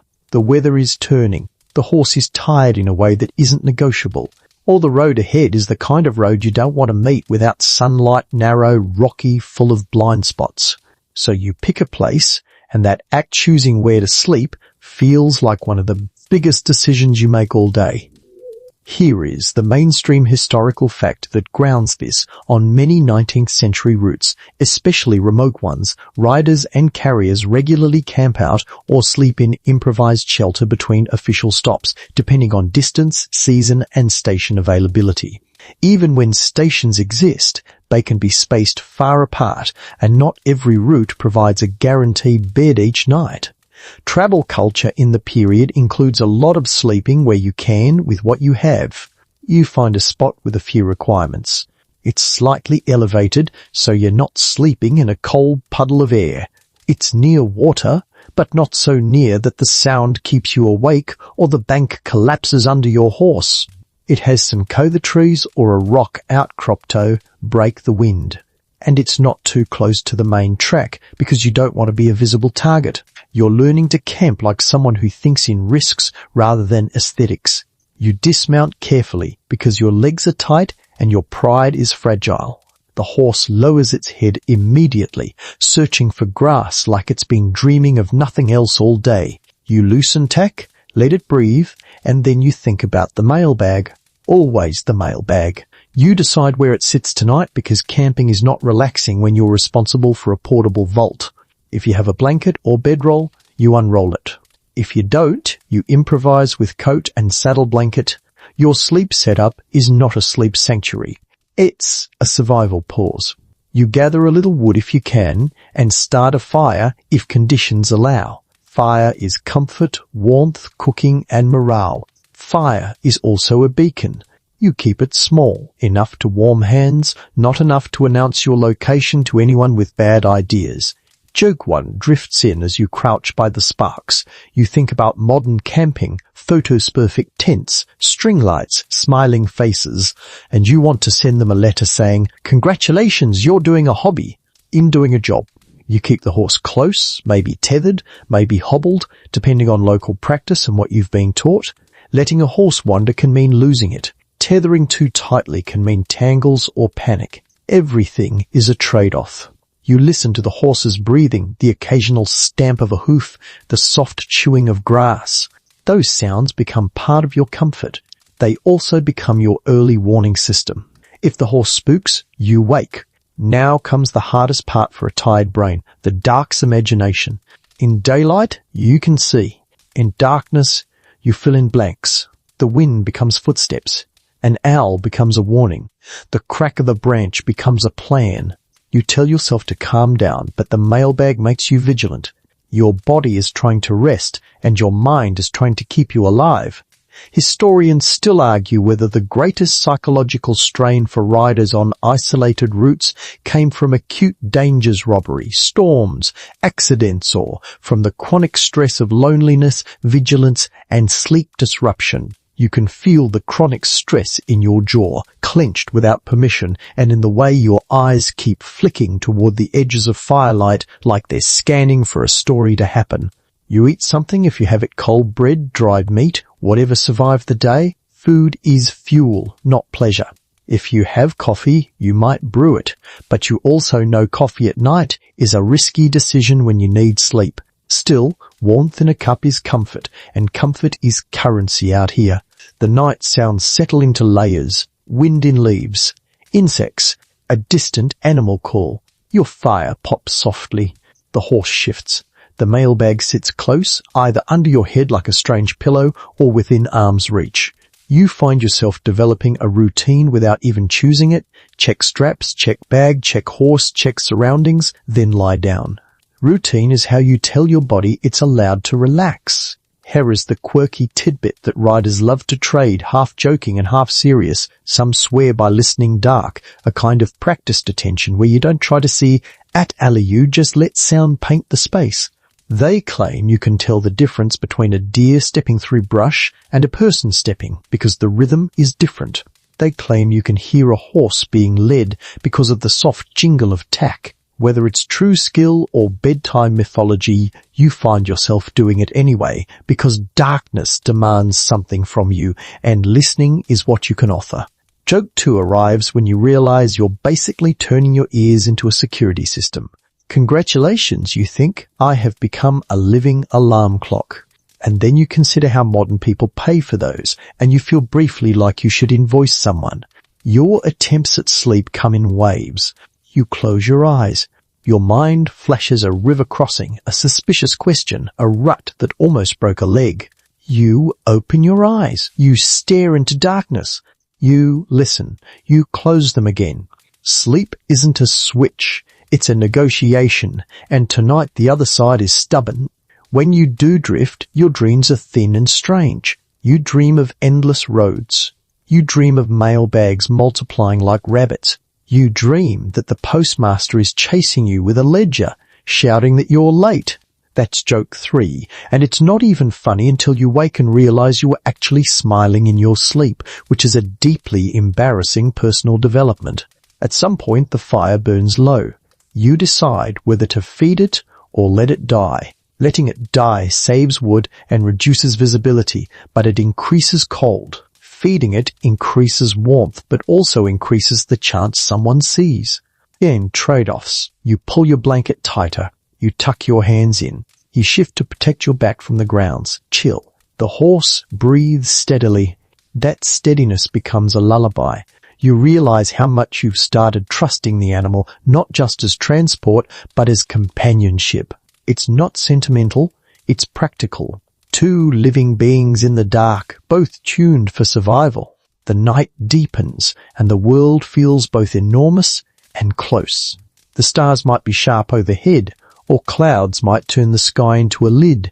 If the moon is out, it throws pale light across the ground, making everything look like a faded photograph. Your thoughts slow. Your body sinks toward rest despite itself. And then, inevitably, you wake at least once. A sound, a shift, a gust of wind. You sit up, heart beating faster, and you listen. The horse is calm. The fire is embers. Nothing is moving except the night being itself. You exhale, annoyed at your own nerves. You check the mailbag with a hand in the dark canvas, seal, strap. Still there, still safe. You lie back down. By the time dawn starts to pale the horizon, you feel like you've slept both too much and not enough, which is the mail route standard. You sit up slowly, joints creaking, and you stare at the thinning darkness. The world returns in layers, shape, then color, then detail. You put out the last embers because leaving a fire is irresponsible, and also because you don't want to be remembered as the rider who accidentally burned half the countryside. You gather your things, tighten tack, check the horse, check the bag, always again. And as you mount and move back onto the track, you carry the night with you, its quiet, its tension, its thin rest. You've learned that on this route, sleep isn't an escape from the job. It's just another part of it, done with one ear open and one hand close to the mail. By late morning, the road starts showing signs of other people, again fence posts, cut stumps, a widening track, the faint smell of smoke that isn't your own. Your horse seems to notice first. Its ears lift, it quickens a fraction, and you feel that small psychological shift. You're moving from the private world of ruts and weather into the public world of eyes and opinions. The town announces itself before you see it. A dog barks somewhere ahead. A rooster contributes his thoughts. You pass a field with someone working, and they pause just long enough to watch you go by. Then the first buildings appear low, practical, dusty, and suddenly you're not just a rider on a road.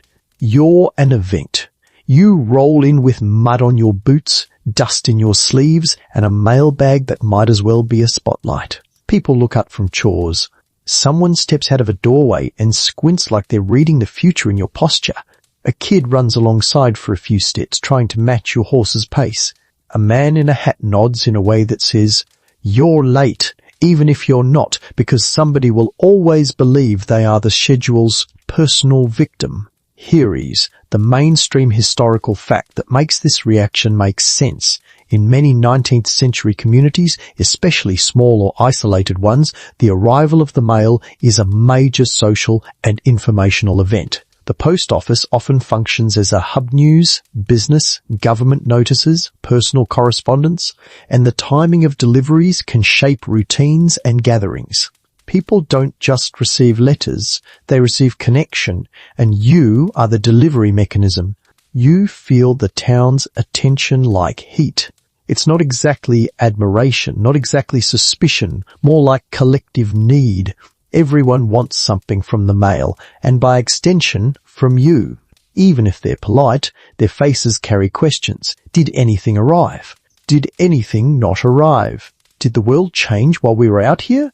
You guide the horse toward the post office or the agreed drop point, and the closer you get, the denser the crowd becomes. Not a mob necessarily, but a gravitational pull. People drift toward the building with the casual speed of people who absolutely care. You can almost hear the mental calculations. If I'm here when it opens, maybe I'll get my letter first. If I'm here when the rider arrives, maybe I'll hear something before it's posted. And yes, you become gossip fuel instantly. You're dusty, you're tired, you're a moving outsider who has been out there where things happen. People read your face for news even if you haven't said a word. If you look grim, they imagine bad headlines. If you look calm, they assume nothing major happened. Joke one lands softly as you realize you're basically a human mood indicator. Breaking news. Riders' eyebrows suggest mild economic uncertainty. You dismount, and the simple act of putting boots on the ground draws more attention. Someone calls your name if they know you. Someone asks if you're bringing anything good. Someone asks if you saw so-and-so on the road. You keep your answers short because you've learned that information is both valuable and dangerous. Also, you're tired, and fatigue makes you honest in ways you can't afford. Inside the post office, the air changes ink, paper, wood, bodies. The postmaster is there, or a clerk, or both, and you do the ritual, present the bag, let them inspect seals, let them mark ledgers. The process is quiet, but it's also a performance of trust. You stand there while the seal is examined like it's a sacred relic. You wait for the little nod that says, "No tampering." That nod is your daily absolution. This is where you see the community's emotional economy up close. People hover near the counter. Some pretend they're just there for stamps. Nobody is just there for stamps. When the pigeonholes are opened, faces sharpen. A person's posture changes when they spot their name. Another person's shoulders sag when they don't. You watch small moments of relief, disappointment, and the kind of private worry that doesn't make sound. You also learn the flip side. Sometimes the mail is not for you to deliver directly, but people treat you as if you personally wrote every letter and chose who deserves one. "Nothing for me?" they ask, as if you've hidden it in your boot. Joke 2. You imagine replying, "Yes, I personally decided you don't get mail today," and you keep that thought safely inside your head where it belongs. Outside the post office, you become a temporary celebrity. Not the glamorous kind. The exhausted kind. People want you to talk. They want you to confirm rumors. They want you to tell them if the price of flour is up in the next town, if there are soldiers moving, if the bridge is washed out, if the elections went badly, if the world is ending. You give careful answers.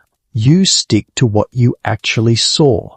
You've learned that a mail carrier who spreads unverified stories becomes a problem, and the post office hates problems that aren't measured in ounces. Still, you can't help becoming part of the town's story.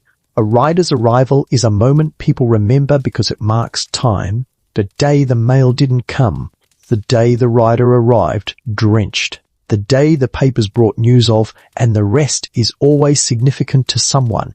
Historians still argue whether the post office's role as a community centre is best understood as a deliberate civic designon, early institution of public information, as an organic outcome of scarcity, where any reliable connection naturally becomes the gathering point. Standing here, feeling how people orbit the counter, you suspect it's both. The system may be planned, but the hunger for news is human. You also become a magnet for small requests. Someone asks if you can carry a letter back early. Someone asks if you can just mention something to a relative in the next town. Someone offers you food in exchange for a favour. These are the tiny social trades that happen around the mail. You have to navigate them carefully, Favors can help you meals, shelter, goodwill, but favors can also blur your role and get you tangled in someone else's drama. Now comes the quirky tidbit that makes town arrivals even more intense. In some places, people treat mail day like a semi-formal occasion. Not black tie, but maybe I wash my face and wear my less torn shirt. There are accounts of communities timing errands, visits, and even informal meetings around the arrival of newspapers or the expected delivery day. On certain routes, the mail's arrival is so predictable, at least in good weather, that it becomes a weekly rhythm. The mail rider is essentially a human calendar reminder, except the reminder sometimes shows up 2 days late, covered in river water. You feel this rhythm when you notice who's here, not just the eager recipients.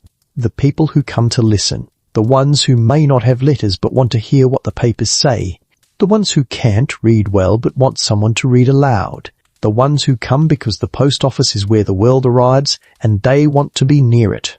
If you're carrying newspapers, you see the hunger sharpen. Printed news is power. It shapes opinions, politics, business decisions, even gossip. You may not be the one distributing papers hand to hand, but you're the reason they exist here at all. And you also learn quietly that newspapers can be controversial. People argue about them. Some distrust them. Some treat them like scripture. You watch a small knot of men lean over a folded sheet, voices low, and you feel how the mail can change a room's temperature. There is also the personal side. You see someone clutch a letter like it's fragile. You see someone turn away to read privately, face softening. You see someone tuck an envelope into a coat with a careful reverence. It's intimate, and it's happening in public. The post office makes private lives briefly visible through body language alone. After the handoff, your own needs return water, food, a place to rest, maybe a tack repair. Towns offer more options than way stations, but they also offer more distractions. You might stop at an inn, if there is one, or a tavern, or a stable yard where someone will sell you oats and a spot of straw. You might have a moment to wash your face, which feels like luxury. You might even sit in a chair that doesn't move, and your body will react like it's seeing a rare animal. Joke 3. You sit for a second and think, incredible, a stationary lifestyle. I understand why people do this now, but you can't stay. Towns tempt you into lingering, and lingering is how schedules collapse. You check the time by sun or watch, feel that familiar tug forward, and you start preparing to leave. The horse gets watered, tack gets tightened. The next bag, if there is one, gets strapped on. The postmaster hands you a new sealed sack with the same seriousness as always. As you mount, the town's attention follows you a moment longer. A kid waves. Someone calls after you, asking if you'll be back soon. You give a vague answer because you've learned better than to promise what weather can undo. Then you nudge the horse forward, and the buildings begin to thin behind you. The road opens again, and the crowd's energy fades into quiet. You carry with you the town's need, the brief heat of being watched, and the strange truth that on a mail route you're never just passing through. You're delivering the outside world, and for a few minutes in every town, you're the most important tired person anyone has seen all week. Once you leave the noise of the town behind, the memory of it lingers longer than the sound. The faces, the questions, the way people leaned forward when the mailbag appeared, it all stays with you for a few miles, like an echo that doesn't quite fade. But the road pulls your attention back, because the next stop is quieter, more procedural, and somehow more revealing of how the whole system actually survives. The post office you're headed toward now isn't dramatic. It's a room, maybe two, wood walls, a counter, shelves, ledgers. No cheering crowd, no cluster of onlookers, just the steady hum of bureaucracy doing its work without applause. This is where the mail stops being a spectacle and becomes a process. You dismount, lead the horse around back if there's a stable or tie rail, and step inside. The air smells like paper and ink, a little dust, a little oil. The clerk looks up, recognizes you, and nods not warmly, not coldly, just efficiently. You are expected. That expectation is the real infrastructure here. Here is the mainstream historical fact that comes into focus. 19th century post offices operate as administrative nodes, relying on clerks, ledgers, standardized forms, and increasingly formal procedures to track the movement of mail. Even in small offices, record-keeping is central. Every bag, every handoff, every irregularity is written down. The system works not because it's fast, but because it remembers. You present the mailbag. The clerk checks the seal, the tag, the route number. He compares it to an entry in a ledger that's already open, as if it's been waiting for this moment all day. You watch the pen move slow, deliberate strokes that turn your hours of writing into a line of ink. There's something humbling about that. Your fatigue gets condensed into a check mark. Behind the counter, you can see the ecosystem at work, pigeonholes labelled with names or towns, bundles of letters tied with string, newspapers stacked and sorted, stamps in drawers, scales that have weighed more dreams than groceries. It's not elegant, but it's orderly, and that order is the whole point. Without it, the mail would dissolve into chaos and accusation. The clerk asks a few questions, the standard ones. Any delays? Any trouble? Any damage? You answer carefully. You mention weather if it mattered. You mention a river if it ran high. You don't embellish. These questions aren't curiosity, they're data collection. Somewhere up the chain, someone wants to know why a delivery took longer than expected, and your answers might become part of that explanation. This is also where discipline lives. The post office doesn't raise its voice. It doesn't threaten you in person. It simply writes things down. A late arrival, a damaged bag, a missing item. These marks accumulate, and eventually they become consequences, fines, warnings, loss of contract. You feel the quiet pressure of that system every time the pen pauses over the page, as if deciding whether today was acceptable. Historians still argue whether the increasing bureaucratization of postal services in the 19th century improved reliability at the cost of flexibility, or whether it was the only way to manage expanding networks across vast territories. Standing here, watching the clerk cross-reference entries, you suspect both are true. The system works because it constrains you, and it frustrates you for the same reason. You wait while the clerk sorts. This is not fast work. Letters are checked, stamped, placed. Newspapers are counted. Items are shifted between piles with practiced movements. There is a rhythm to it, almost soothing if you weren't so aware of how much writing remains in your future.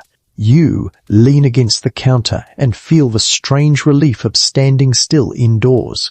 Your legs feel like they're vibrating, as if they don't believe the movement has stopped. Joke one slides in, gentle and tired. You think, I travelled all day so a pen could move 6 inches. You don't say it because you've learned that the pen outranks you. You notice the clerk's hands. Ink-stained, steady, quick with string and stamps. This job has its own physicality, less dramatic than yours, but no less demanding. Long hours, eye strain, repetition. Different aches, same fatigue. You realize the mail route isn't just riders and horses. It's a whole chain of bodies wearing down together, each at their own station. Sometimes you're asked to wait longer. A discrepancy, a missing tag. A ledger entry that doesn't quite line up. These moments make your stomach tighten because uncertainty is where blame likes to gather. You stand there quietly while the clerk double-checks. Finally, the issue resolves someone. Misread a number. A tag was folded. A previous entry was smudged. The pen moves again. You exhale. Then comes the outbound side. A new bag, or several, are brought out. Fresh canvas, fresh seals, fresh weight. The clerk explains anything unusual, an extra bundle of papers, a packet marked urgent, a reroute due to flooding. You listen closely, because this is where the next stretch of your day is quietly reshaped. You sign again, always signing. Your name appears in more books than you'd like, and each one feels like a tether. You are documented. You exist officially here, even if the road treats you like a rumor. Here's the quirky tidbit that often surprises people who romanticize the era. Many small post offices are also general stores, taverns, or private homes. The line between public service and private space can be thin. You might hand off mail across a counter that also sells nails and molasses. You might see a child doing homework near stacks of letters. The mail lives where people live, and that closeness makes it both accessible and vulnerable. You notice a notice board on the wall, official announcements, missing livestock, reward offers, political notices. The post office is not just about delivery, it's about display. Information gets posted where people will see it. You glance at a notice without really reading it because you've learned that curiosity is a luxury when you're on a schedule. Joke 2. You imagine a future where notices appear instantly everywhere at once, and you laugh quietly because it sounds like science fiction and a nightmare rolled together. Before you leave, you might exchange a few words with the clerk. Nothing deep. How's the road ahead? Any word of trouble? Clerks know things. They hear rumours. They read letters that mention events before anyone else does. They don't always share, but sometimes a raised eyebrow or a careful phrase tells you enough. You file it away. Outside, you rejoin the horse. You check tack. You strap on the new mailbag. The weight feels different, unfamiliar, like meeting a new responsibility that hasn't decided how it feels about you yet. You take a moment to stretch your back, because if you don't, your body will file a complaint later when you can least afford it. As you mount, you feel that shift again, from stationary to moving, from ink to dust. The post office recedes behind you, and with it the neatness of ledgers and shelves. Out here, there are no pigeonholes. There is only the road and the next handoff. You ride away knowing something important. The mail route isn't held together by daring or romance. It's held together by rooms like that, one a quiet, meticulous patient, by people who trust ink to remember what bodies forget, and by you carrying the proof of that trust out into the uncertain space between walls. The road opens, the horse settles, the bag bumps. Bureaucracy fades. Movement returns. And the system, improbably, keeps working. The farther you get from the post office walls, the more you feel what you're actually hauling. Letters are intimate, sure, but newspapers are loud. They have a different weight in the bag and a different weight in the world. A letter changes one person's day. A paper can change a whole town's mood before breakfast. You notice it the moment you stop at a smaller settlement and someone asks, "Not anything for me?" But, any papers? That question has a sharper edge. People don't just want news. They want alignment. They want to know what they're supposed to think about what happened elsewhere, because elsewhere is most of the world. Here is the mainstream historical fact that makes this make sense. In the 19th century, newspapers are a primary mass medium, and postal networks are essential to their distribution. In many places, printed news travels largely by mail-bundled, routed, relayed-making mail carriers and post offices, key to how political information, election coverage, war updates, and economic news spread. When the mail is late, the news is late. When the news is late, rumours fill the gap. You ride into the next town with a sack that's heavier than yesterday, and you could almost predict why. A stack of papers, fresh ink, crisp folds. As soon as you dismount, you feel the attention shift. People aren't staring at you as a person so much as staring at you as a delivery mechanism. Your horse could be on fire and someone would still ask, "Did the papers come?"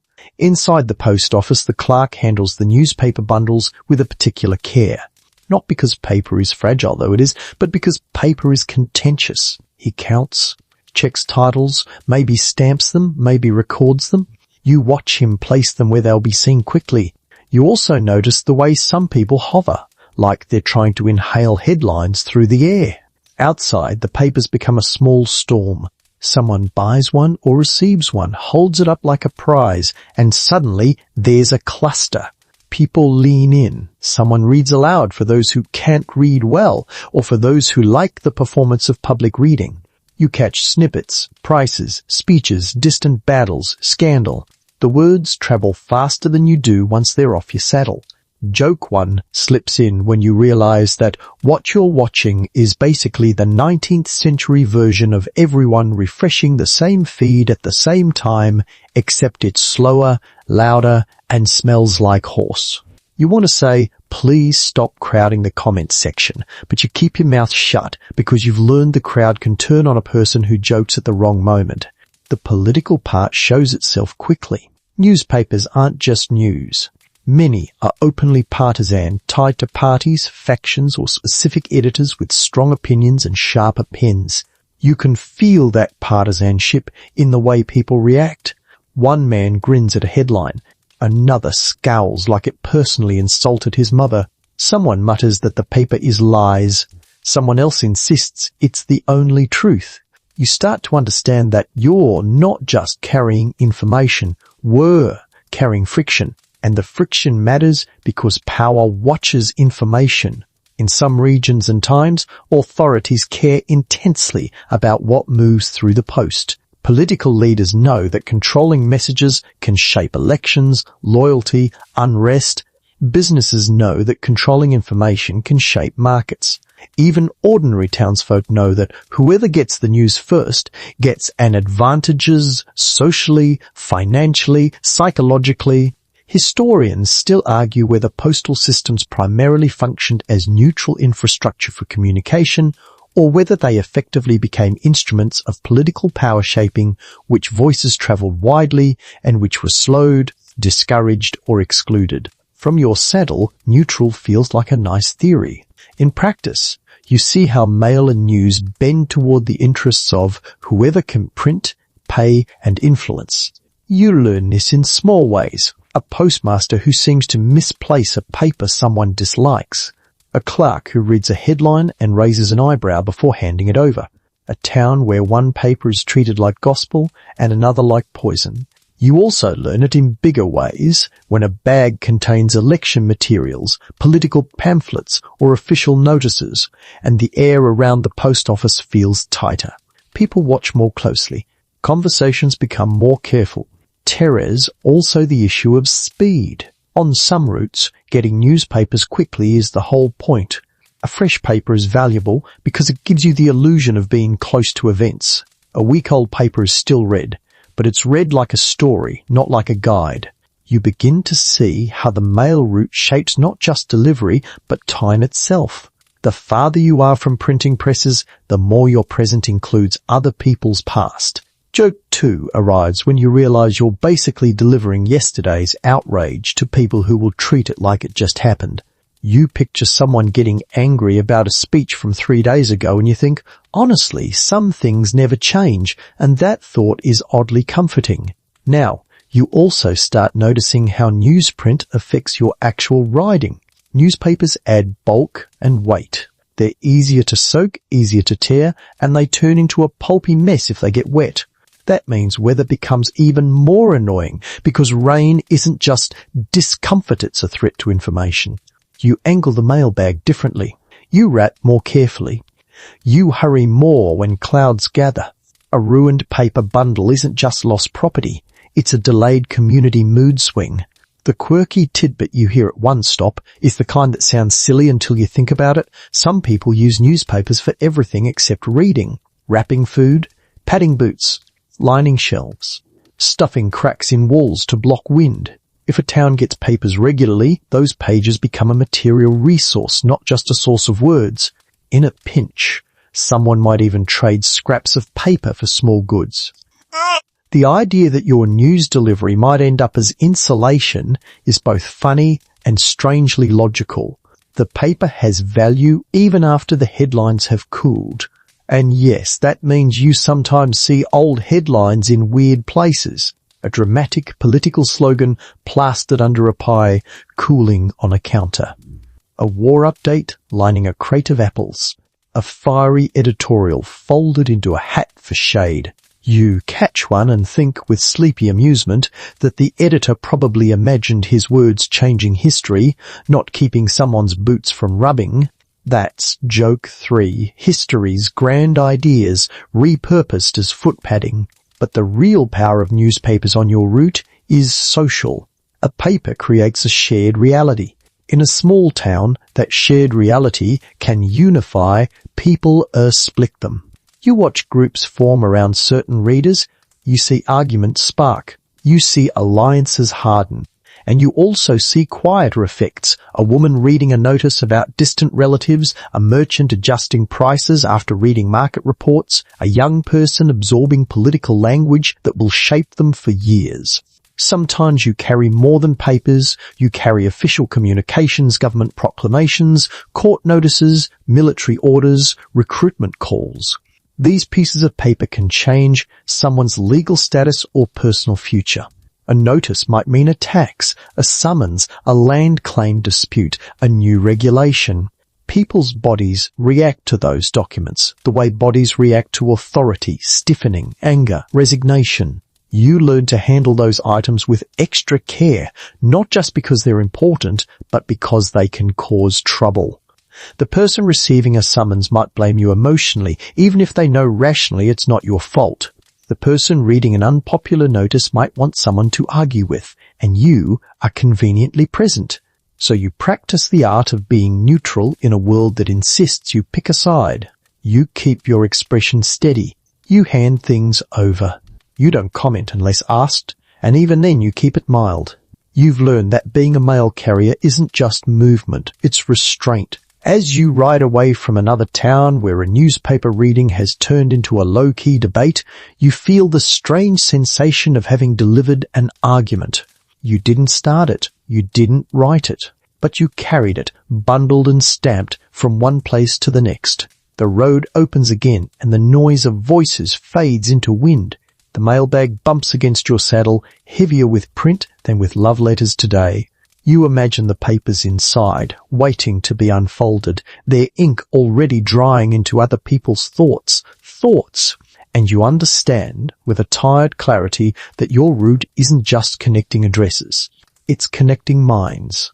Every bundle of newsprint is a small lever, and every time you deliver it, you help the world tilt sometimes toward understanding, sometimes toward conflict, often toward both at once. You start to notice a pattern. The farther you ride, the more the route becomes a parade of human types. Not caricatures, not neat categories, just recurring roles that show up along the road like familiar landmarks. Some people are rooted, some are drifting, some are hiding, some are searching, and almost all of them, in one way or another, are tied to the mail.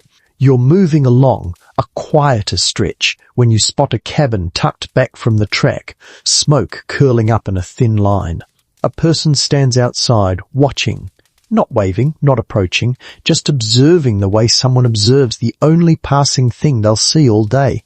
You slow because experience has taught you that ignoring people can be risky, but engaging too much can be risky too. You settle into that practiced, middle, cautious, polite, moving. The person steps closer as you pass, and their first words aren't hello. There? Any letters? The question comes out flat, like it's been asked too many times without an answer. Here is the mainstream historical fact that underlies this moment. On the 19th century frontier and in rural regions, mail is often the primary long-distance communication for settlers, families and businesses, and delivery frequency can be irregular depending on route and season. A letter can be the only proof someone far away still exists. Postal networks become emotional infrastructure as much as logistical infrastructure. You answer honestly, not for this address today. You see the disappointment flicker, quick and controlled.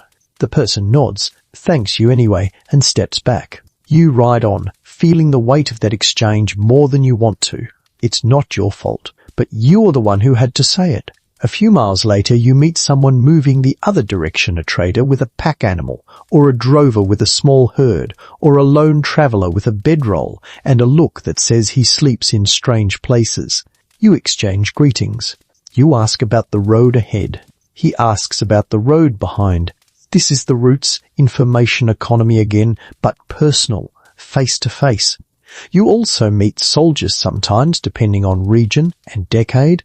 Small detachments, couriers, men in uniform moving between posts. The mail intersects with military life, constantly orders, reports, Pay notices, letters from home. Soldiers look at you with the same hunger townspeople do, but theirs is sharpened by distance and discipline. They want news from home, and they want it quickly. Joke 1 arrives when you realize how often people treat you like a travelling oracle. You want to tell them, I'm just a tired person on a horse, but the mailbag makes you look like you know things. It's the same way someone with a clipboard looks official, even if they're lost. You keep your answers modest, because the fastest way to get in trouble is to sound confident about things you don't know. And then there are the outcasts, the people who don't fit neatly into a town's story. A man living near the edge of a settlement known for being odd. A woman travelling alone when society would rather she didn't. Someone with a rough reputation who still comes to the post office because even a hard life needs letters. You learn quickly not to judge by appearance because the route teaches you that respectability and danger don't always line up. You stop at a small way station and there's another rider. There's someone on a neighbouring route or someone doing a special run. You recognise the posture immediately, stiff legs, alert eyes, quiet competence. You trade a few words, because riders understand each other in a way outsiders don't.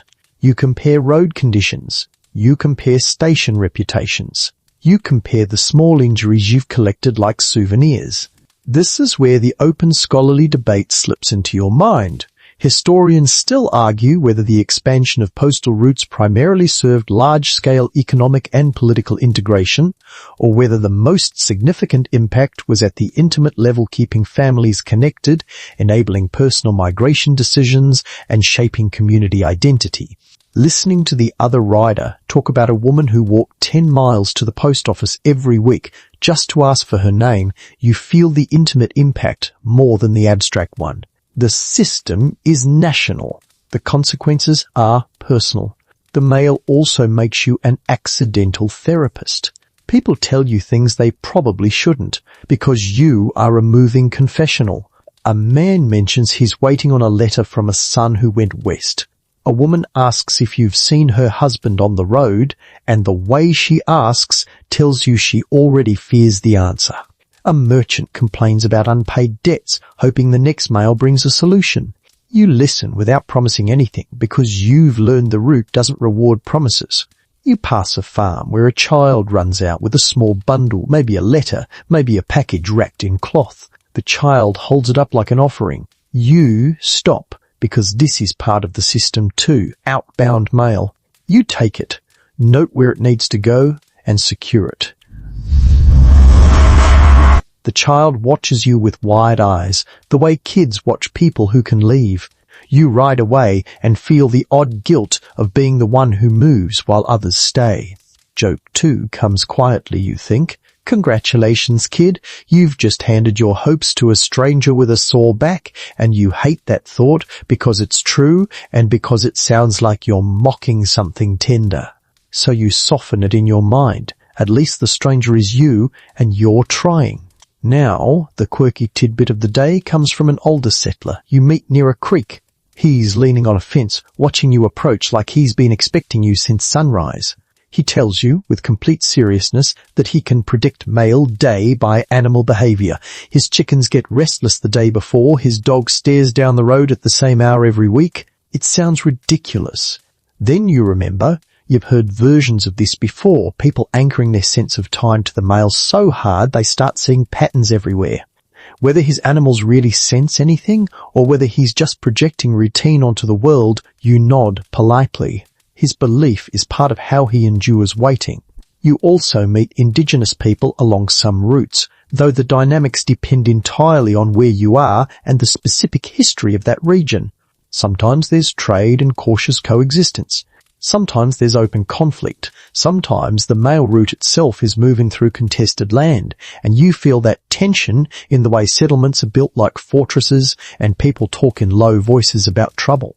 You learn to treat every encounter with respect and care, because arrogance is how people get hurt, and you're not interested in being a lesson. You meet immigrants, Toano arrivals with accents, different clothes, different ideas about what home means. They cluster in certain towns or spread out as labourers and farmers. Letters are lifelines for them, often the only way to keep old connections alive while building new ones. You see someone receive a letter and hold it against their chest for a second before opening it, as if touching the paper is enough to feel the distance shrink. In busier places, you meet business people who treat the mail like oxygen. They ask about delivery frequency, reliability, delays. They complain about late notices. They try to calculate profits based on paper moving through your hands. You realize that while some people experience the mail as romance and longing, others experience it as cash flow. Same bag, different stakes. And then there are the ones who work around the mail, station keepers, clerks, stable hands, ferrymen. They're part of your extended ecosystem. Some are helpful, some are indifferent, some are exploitative, but all of them are linked to the route's survival. You learn their names. You learn their moods. You learn who will have water ready and who will pretend not to see you if you arrive late. Historians still argue whether the mail route should be understood as a form of state presence on the frontier, an extension of government authority, as a more decentralized network shaped primarily by local relationships and private contracts. You feel both truths. The seals and ledgers feel like the state. The station keeper who decides whether you get a dry corner feels like the real power. As the day stretches, you carry not just mail but fragments of people. A child's bundle, a soldier's request for home news, a settler's disappointment, a trader's warning about a washed-out bridge ahead. These pieces of human life pile up in your mind, and you have to keep them from weighing you down because your job is movement, not rumination. Joke 3 arrives in a gentle way when you realize you're basically a traveling background character in everyone else's story. In one cabin, you're the rider who brought the letter. In another, you're the one who didn't. In a town, you're the dusty guy on the horse. You think, with sleepy sarcasm, that this is a level of fame you can handle. You ride on, and a landscape changes again, fields to scrub, trees to open sky. The people thin out, then appear again in pockets, and through all of it, you remain the thread. You pass between lives without fully entering them, carrying paper that can change everything for someone, while for you, it's another sealed sack to protect and deliver. The route continues, and so does the parade of humanity, each person anchored to the mail in their own way, each encounter another reminder that the thing you're carrying is never just paper. It's connection, and connection is heavy. You start noticing that the route is changing even when the landscape doesn't. It's subtle at first, small improvements, new sounds, different expectations from people it stops. The mail still thumps in the bag, the horse still breathes under you, but the world around the route begins to pick up speed, like something is winding tighter. You ride into a town that feels busier than the last one, and you hear it before you see it, a distant clatter that isn't hooves, a metallic rhythm. Hammering maybe. The air carries coal smoke instead of just wood smoke. You pass a yard where men are working on something long and straight, and even if you don't fully understand it yet, your body recognizes a new kind of infrastructure being born. Here is the mainstream historical fact that defines this section. Over the 19th century, mail delivery is transformed by transportation and communication technologies. Stagecoach networks expand and professionalize. Railroads begin carrying large volumes of mail quickly between cities, and telegraph lines, where available, accelerate the transmission of certain kinds of information. The result is a world where some messages move at horse speed and others move at near instant speed, creating a strange overlap of old and new. You feel that overlap in your own routine. On some days, you're still doing the classic work riding between stations, handing off sealed sacks, relying on mud-resistant patience. On other days, you arrive at a post office and find the clerk talking about a telegraph message that came in hours ago. A message that covers the same kind of news you're hauling in your bag, except it arrived without you. Your role doesn't vanish, but it shifts. You're still carrying the physical mail letters, papers, legal documents, goods, but the news part of your identity starts getting siphoned away by wires. That change feels personal. For a while, you've been the moving pulse of the outside world. Now the outside world is learning to pulse without you.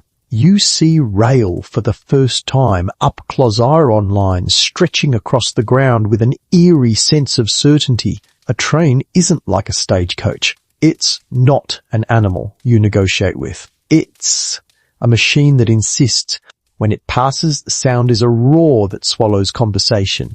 The ground trembles.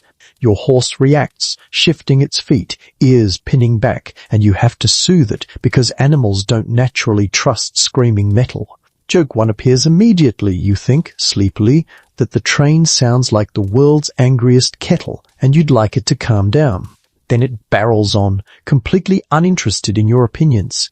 You start hearing turns at post offices, rail mail train, connection, missed the run. Clerks talk about schedules that are suddenly sharper because trains don't wait the way people sometimes do. If you're late now, you don't just inconvenience the next rider. You miss a train, and missing a train can mean the entire flow backs up. Your margin for error tightens. This is where stagecoaches come back into focus too. In places without rail, stage lines are the upgrade. They're faster than single riders for heavy loads, more regular when maintained well, and they can carry passengers alongside the mail. When you see a coach roll in, you see the infrastructure of speed, teams swapped at stations, drivers with practiced timing, guards sometimes riding shotgun on it. The modern sense, the literal sense.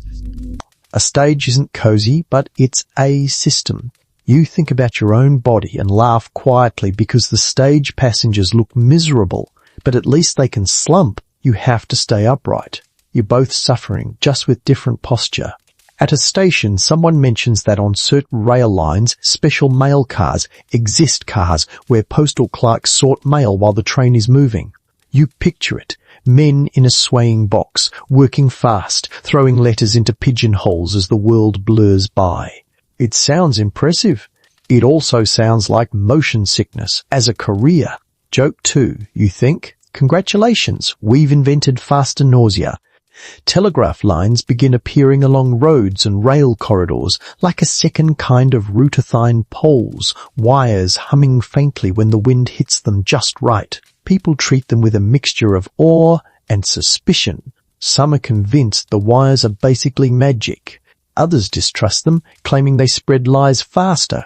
You overhear someone joke that soon people won't need to write letters at all, and you feel a brief stab of defensiveness before you remember. Telegraphs don't carry a mother's handwriting. They don't carry pressed flowers in an envelope. They don't carry a child's drawing.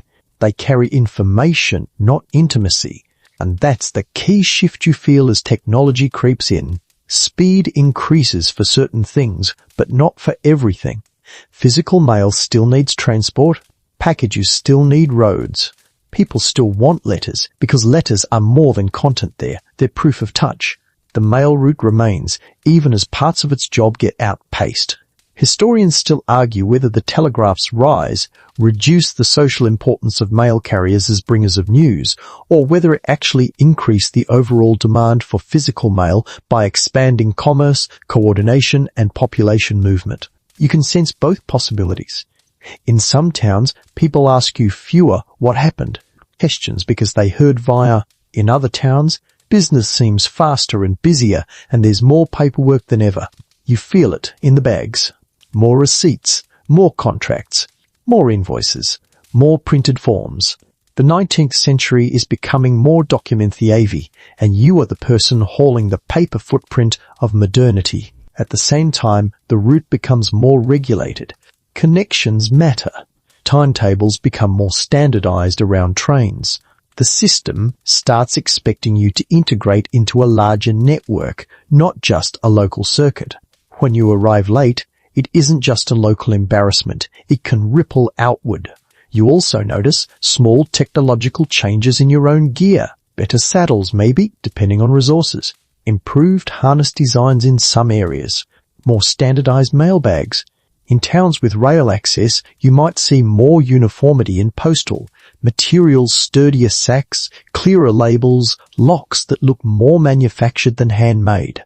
Change arrives in pieces, not all at once.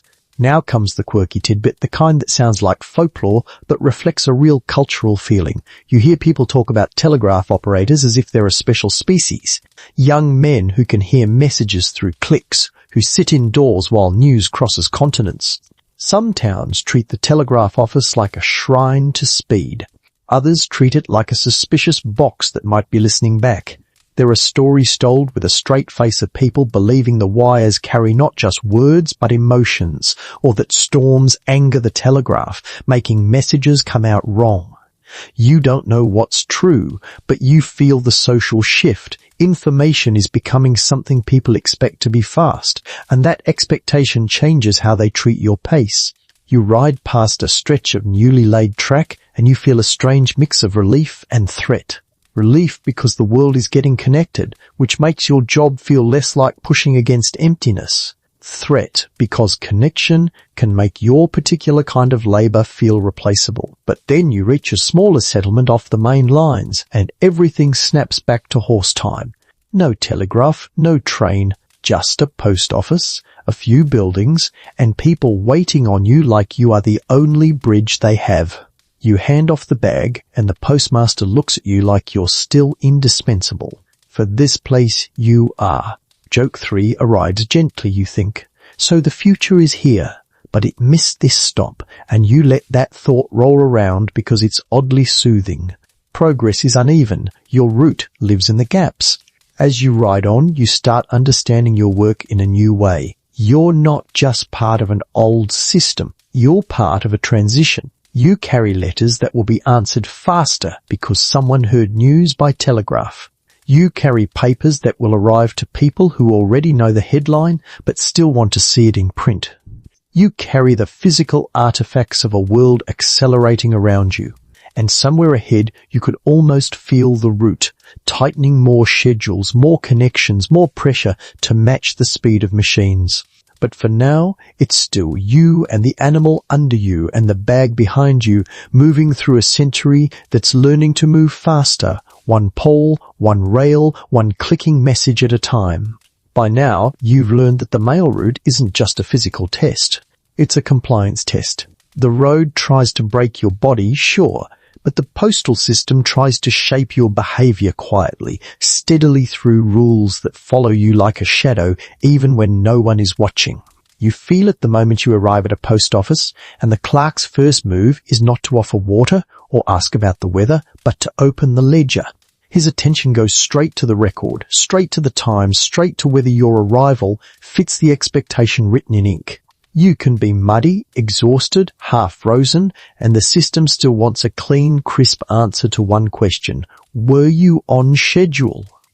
Here is the mainstream historical fact that becomes personal. 19th century postal services rely heavily on contracts, regulations, and record keeping, and carriers, especially contractors, scan, face fines, penalties, or loss of contract for late deliveries, damaged mail, missing items, or failure to meet specified service frequency. The postal network is huge and politically important, so it leans on accountability mechanisms to maintain trust. In practice, that means discipline is baked into your daily life. And discipline isn't always dramatic. It's often small and administrative. A note in the margin, a delayed payment, a complaint forwarded up the chain, a warning delivered in a flat voice that says, "This cannot keep happening, even when you want to reply, then please inform the river." You start noticing the inspection habits. The clerk checks seals like, "Here's looking for a crime." The postmaster watches your hands when you present the bag.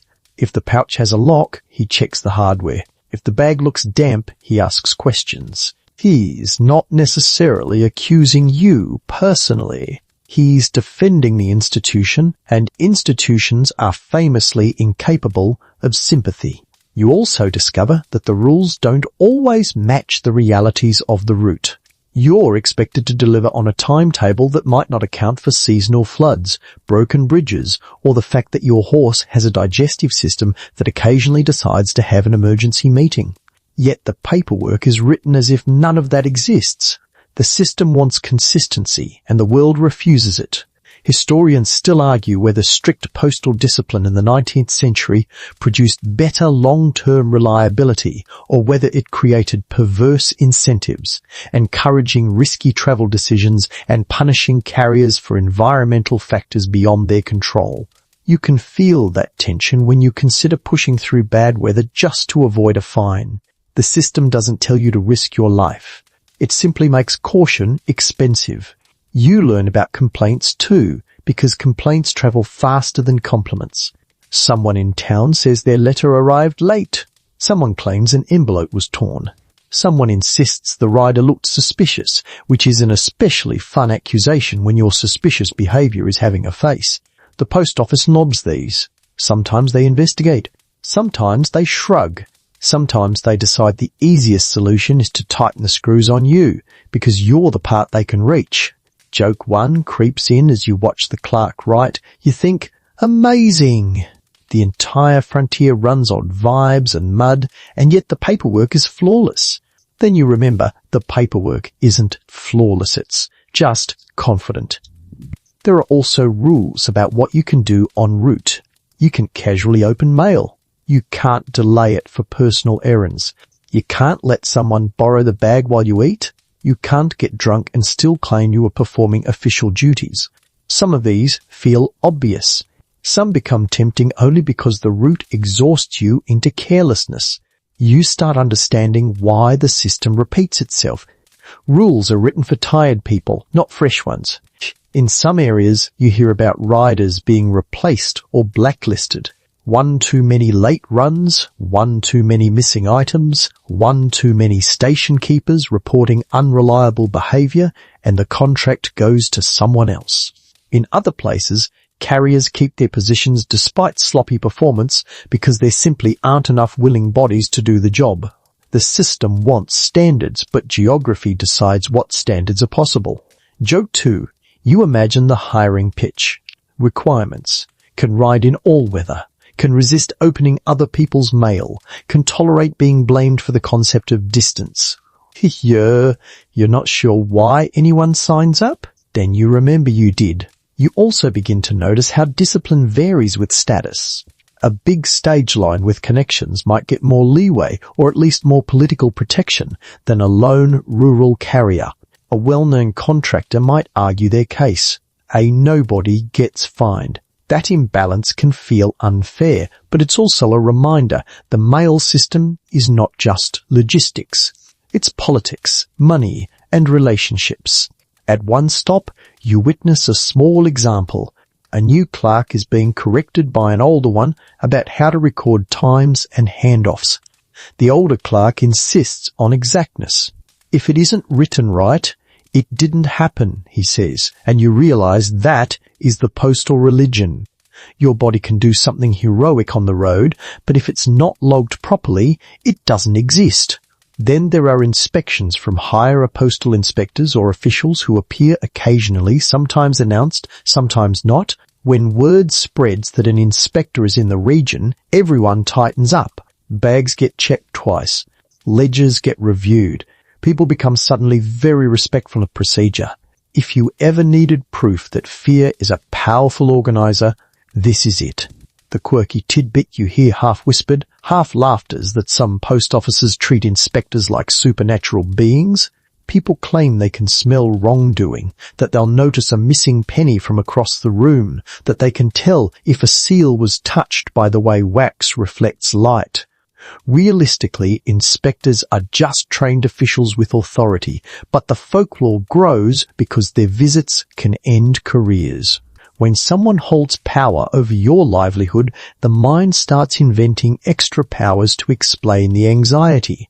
You feel that anxiety even if you've done nothing wrong. Because discipline doesn't only punish crime, it punishes error, a torn bag strap, a soaked bundle, a misread label.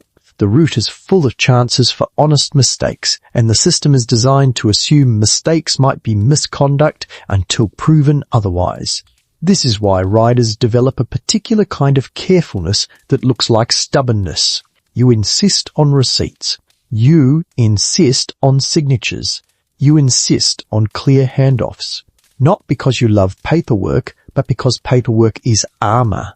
It's the thing you can point to when someone says, "Where was the mail?" You can say, "Here is when I took it. Here is when I delivered it. Here is who signed."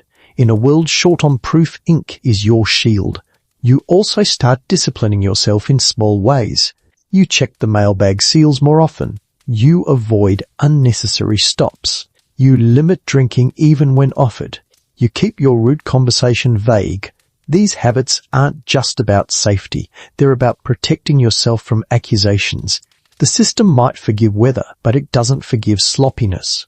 Joke 3 lands when you realize you've become the kind of person who gets excited about a clean ledger entry.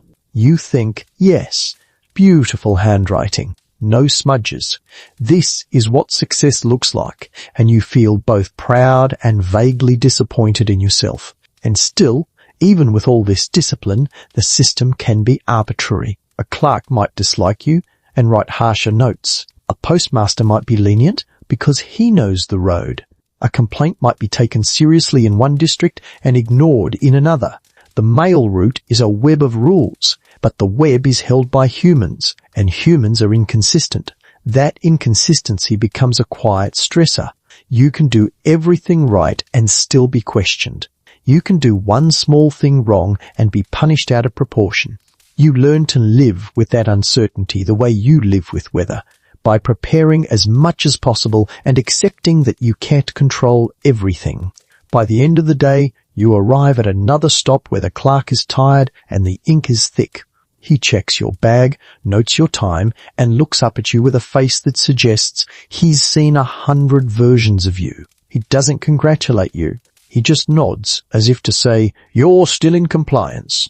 For now. You step back outside, and the air feels freer than the room did. The horse shifts, eager to move or rest, depending on the hour. You tighten the straps, because discipline has become muscle memory. You're learning that survival on a mail route isn't only about crossing rivers and avoiding ambushes. It's also about surviving the quiet pressure of rules that turn your labor into a measured, judged thing. You mount again because the route doesn't pause for reflection. It only pauses for handoffs. And you ride on with the odd comfort of knowing that even if the world is chaotic, the system will still be there at the next stop, waiting with ink, ready to decide whether you were good enough today. At some point, you stop thinking of your pay as money and start thinking of it as what the route costs to keep doing. That's not cynicism. It's accounting. Your job looks simple from a distance a ride, deliver, repeat, but the closer you get, the more you see the hidden expenses, feed, tack repair, lodging, meals, boots, time lost to weather, the occasional bribey coffee to a ferryman who suddenly remembers he has priorities. You ride into a stop with a certain fatigue that isn't just physical. It's financial. You're doing mental arithmetic while you tighten straps. If oats cost this, if the inn costs that, if I need a new horseshoe, if the saddle strap snaps again, how much of my wage is actually mine? Here is the mainstream historical fact that anchors the money side. Many 19th century mail routes operate through contracts awarded to individuals or companies, and contractors are paid to meet service requirements, but they also bear significant operating cost sources: drivers, vehicles, stations, feed, maintenance. Even for individual riders' paid wages, the practical costs of travel and equipment can eat deeply into earnings, especially on long or remote routes. The job can be steady, but it's rarely easy money. You learn your own pay pattern. Maybe it's a set wage per week or month. Maybe it's tied to contract performance.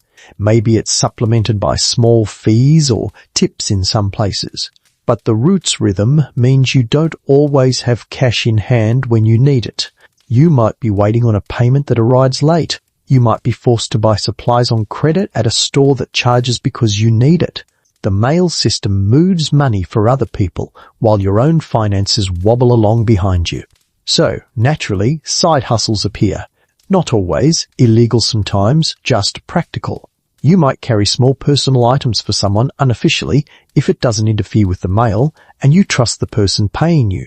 You might bring back a tool someone ordered. You might deliver a message verbally to save someone postage.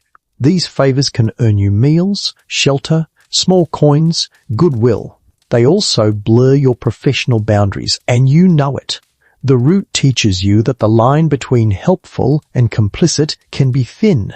Joke one slips in when you realize your benefits package is basically exposure to weather, a strong relationship with sore muscles, and the privilege of buying your own oats. Then there's the darker side of side hustles, contraband. Depending on where and when you are, contraband can mean different things: unlicensed goods, untaxed items, restricted mail, or simply packages someone wants moved discreetly. You start hearing about riders who tuck small items into coat pockets or who agree to forget a bundle on a certain porch. You also hear about carriers who get caught and lose everything. It's not always dramatic. Sometimes it's one small choice that becomes a record, then a reputation, then a ruined contract. Historians still argue whether mail carriers were uniquely vulnerable to corruption because of their access and isolation, or whether most carriers maintained integrity despite temptation because the postal system's accountability mechanisms were strong enough to deter misconduct. You can feel the vulnerability in your own tired moments when an offer of extra money sounds like relief. You can also feel the deterrence in the ledgers, shadow every handoff recorded, every seal checked, every error magnified. Even if you never touch contraband, you face moral grey in ordinary ways. A woman offers you a coin to make sure her letter goes out first. A merchant hints he'll pay if you deliver his paper bundle more carefully than others. A station keeper suggests you can owe him if he gives you a fresh horse when he technically shouldn't. These are small pressures, but they add up. The route becomes a series of micro-decisions about fairness, honesty, and survival. You develop your own rules, partly to protect your conscience and partly to protect your job. You take tips in food more often than in cash because food feels less like bribery and more like humanity. You accept small favors that don't alter delivery order. You refuse anything that requires you to hide it, lie about it, or touch seals. The moment someone asks you to hide something, you hear the inspector's imaginary footsteps and you say no.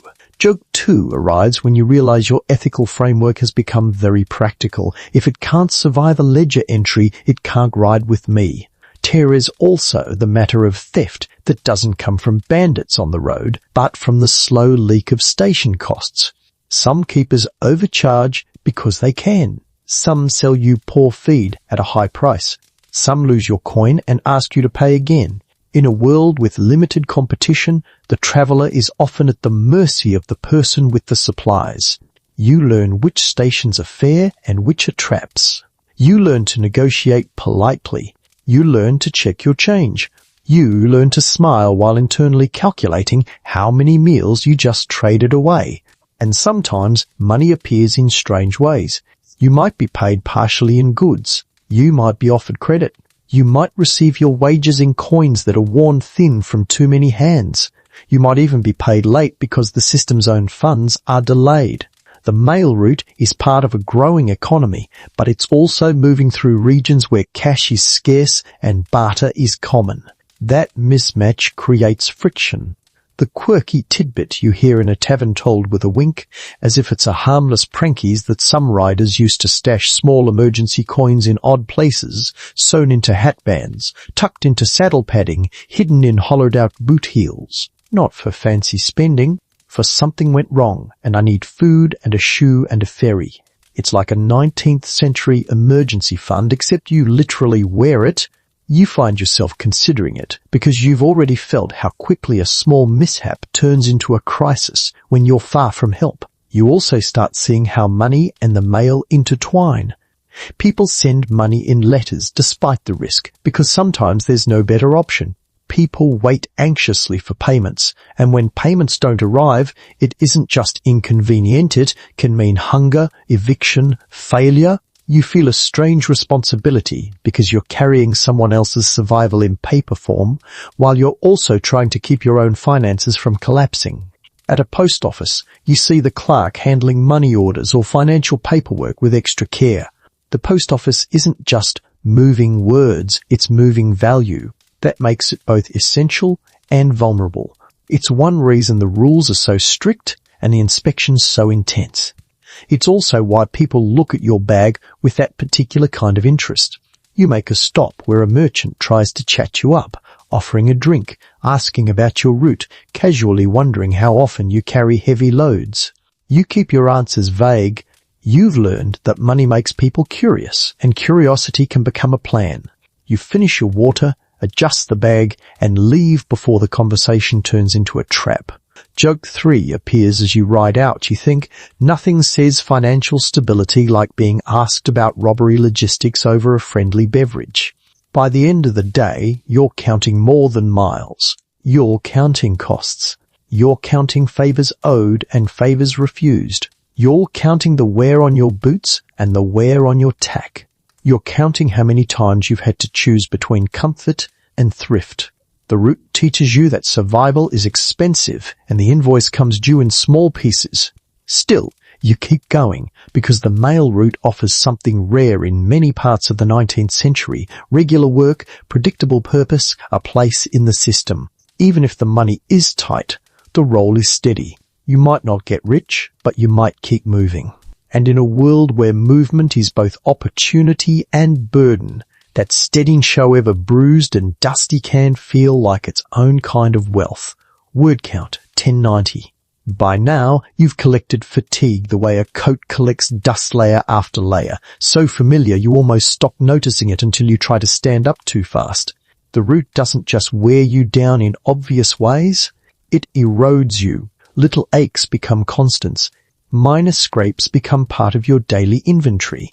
You start treating discomfort like background noise, which is useful until it isn't. You wake up one morning with a throat that feels raw and a head that's too heavy for your neck. You sit up slowly, hoping it's just cold air, just sleep, just yesterday's smoke in your clothes. Then you cough, and the cough has that deep, insistent quality that makes you suspicious. You stare at the mailbag and think, very calmly, I do not have time to be sick. Here is the mainstream historical fact that shapes everything in this section. 19th century travel and labour expose people to frequent illness and injury, respiratory infections, gastrointestinal sickness, exposure-related conditions, and accidents from animals and rough terrain. A time when medical care is limited and many treatments are ineffective or risky. Riders and carriers often work through sickness because rest can mean lost wages, missed schedules, or loss of contract. The culture of endurance isn't just macho, it's structural. You do what riders do. You minimize. You tell yourself you'll feel better once you start moving. You drink water, eat what you can, and mount up. Sometimes you're right. Motion warms you. The horse's rhythm steadies you. The day distracts you. Sometimes you're wrong, and the route becomes a long, miserable corridor of symptoms. Illness on the route isn't only colds. It's stomach trouble from questionable water and food. It's diarrhea that makes you weak and dehydrated while you're still supposed to ride. It's fever that turns the landscape slightly unreal. It's the slow drain of not sleeping well for nights in a row. And the worst part is the isolation. You can't just call out. There is no easy replacement. Your body is expected to perform because the schedule is indifferent. You start learning little strategies for staying functional. You choose water sources carefully when you can. You boil if you have time, though time is often the one thing you don't. You avoid certain foods at certain stations because you've learned which stew is less stew and more experiment. You keep a small stash of something dry and safe hard bread, dried meat, because you'd rather eat boring than gamble on sickness. Then there are injuries, which tend to arrive without warning. A horse steps wrong and jolts you hard. You feel a sharp pain in your back. You grit your teeth and keep riding because stopping doesn't fix it. You slip on a muddy bank, land awkwardly, and your wrist complains for weeks. You get kicked while tightening tack, not maliciously, just because animals have feet and you are near them. You get sunburn, windburn, cracked-licked, blistered. Your body becomes a map of minor damages, and because you're carrying mail, you don't always treat those damages properly. You wash wounds when you can. You wrap them when you can. but when you can is not a stable schedule. Infection is always lurking as a possibility, and you feel that fear in the way you watch a scratch, hoping it stays a scratch. The 19th century is not forgiving about small injuries. Historians still argue whether the cultural ideal of stoic endurance in frontier and postal work was primarily self-driven people, priding themselves on toughness, or externally enforced by economic structures and institutional demands that left little room for rest. You feel both. Part of you wants to prove you can do it. Part of you knows you'll be punished if you can't. At a stop, you see another rider with a limp. He shrugs it off, jokes about it, then winces when he thinks no one is watching. That's the roots. Emotional style, casual humour over serious pain. Joke 1 appears as you watch him. You think, we should start a club, and then you realise the club's membership requirement is basically has been injured by the concept of travel. You also see the role of local healers and improvised medicine. Some stations keep basic supplies, bandages, salves, maybe something for pain. Some don't. You might meet someone in a town who knows herbs, who makes poultices, who swears by certain teas. Sometimes these remedies help. Sometimes they do nothing. Sometimes they harm, because medical knowledge varies and desperation makes people try things. This is where the quirky tidbit arrives, the kind that's both odd and revealing. You hear about riders carrying small personal medicine kits that include things like laudanum, an opium tincture, alcohol, or strong herbal preparations used to dull pain, calm nerves, or help sleep.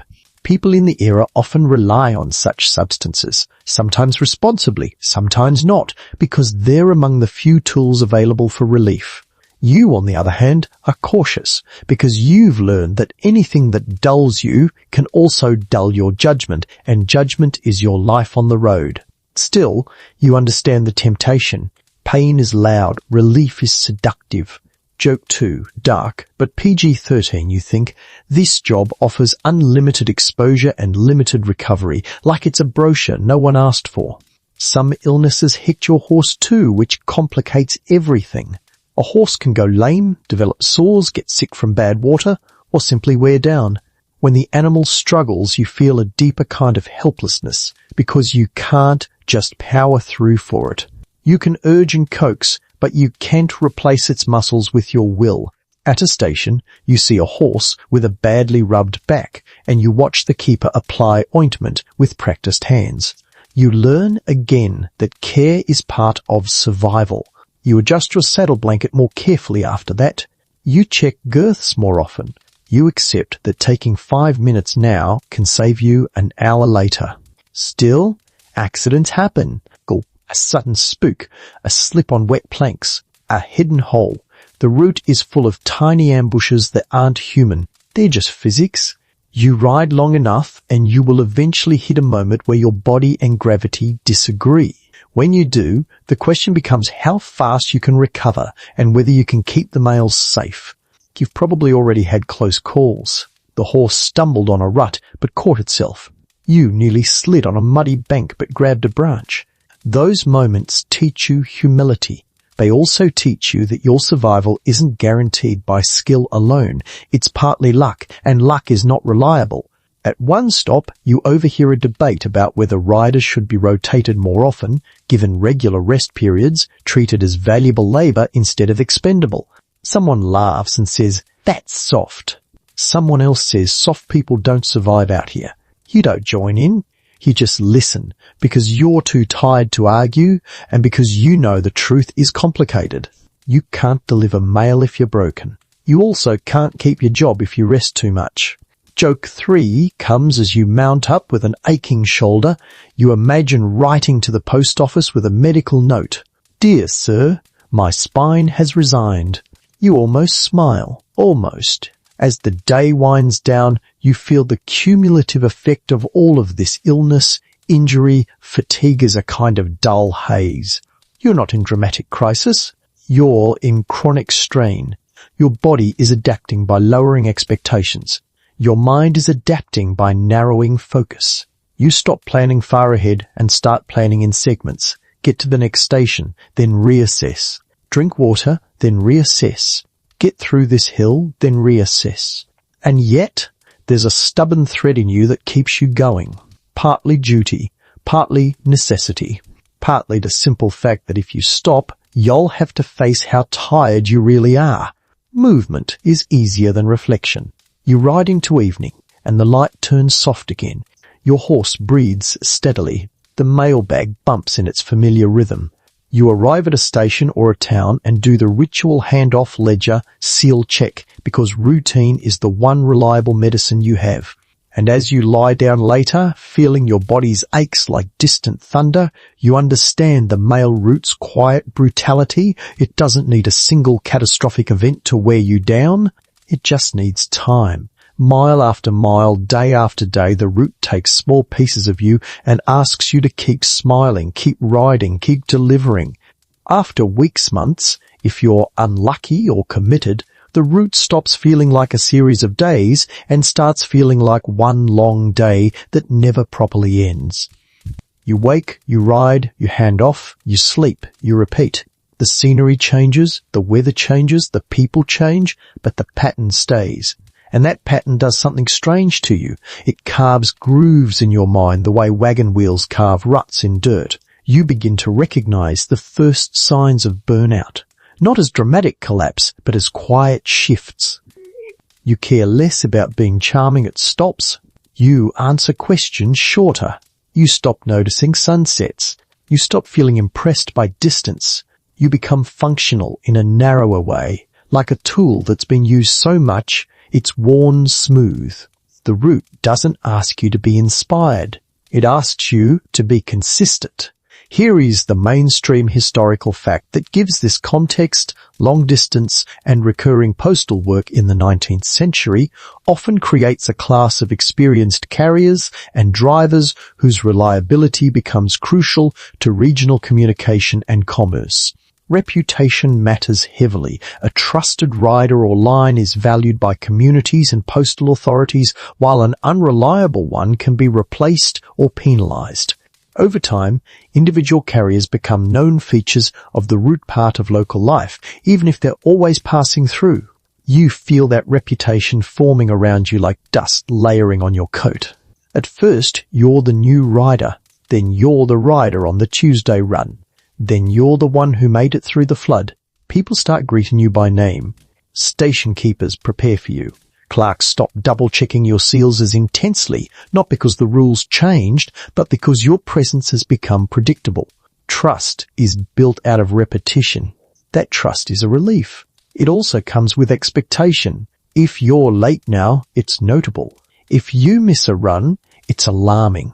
People will say, "That's not like him," which sounds flattering until you realize it means you're not allowed to have a bad day. Your identity becomes part of the schedule.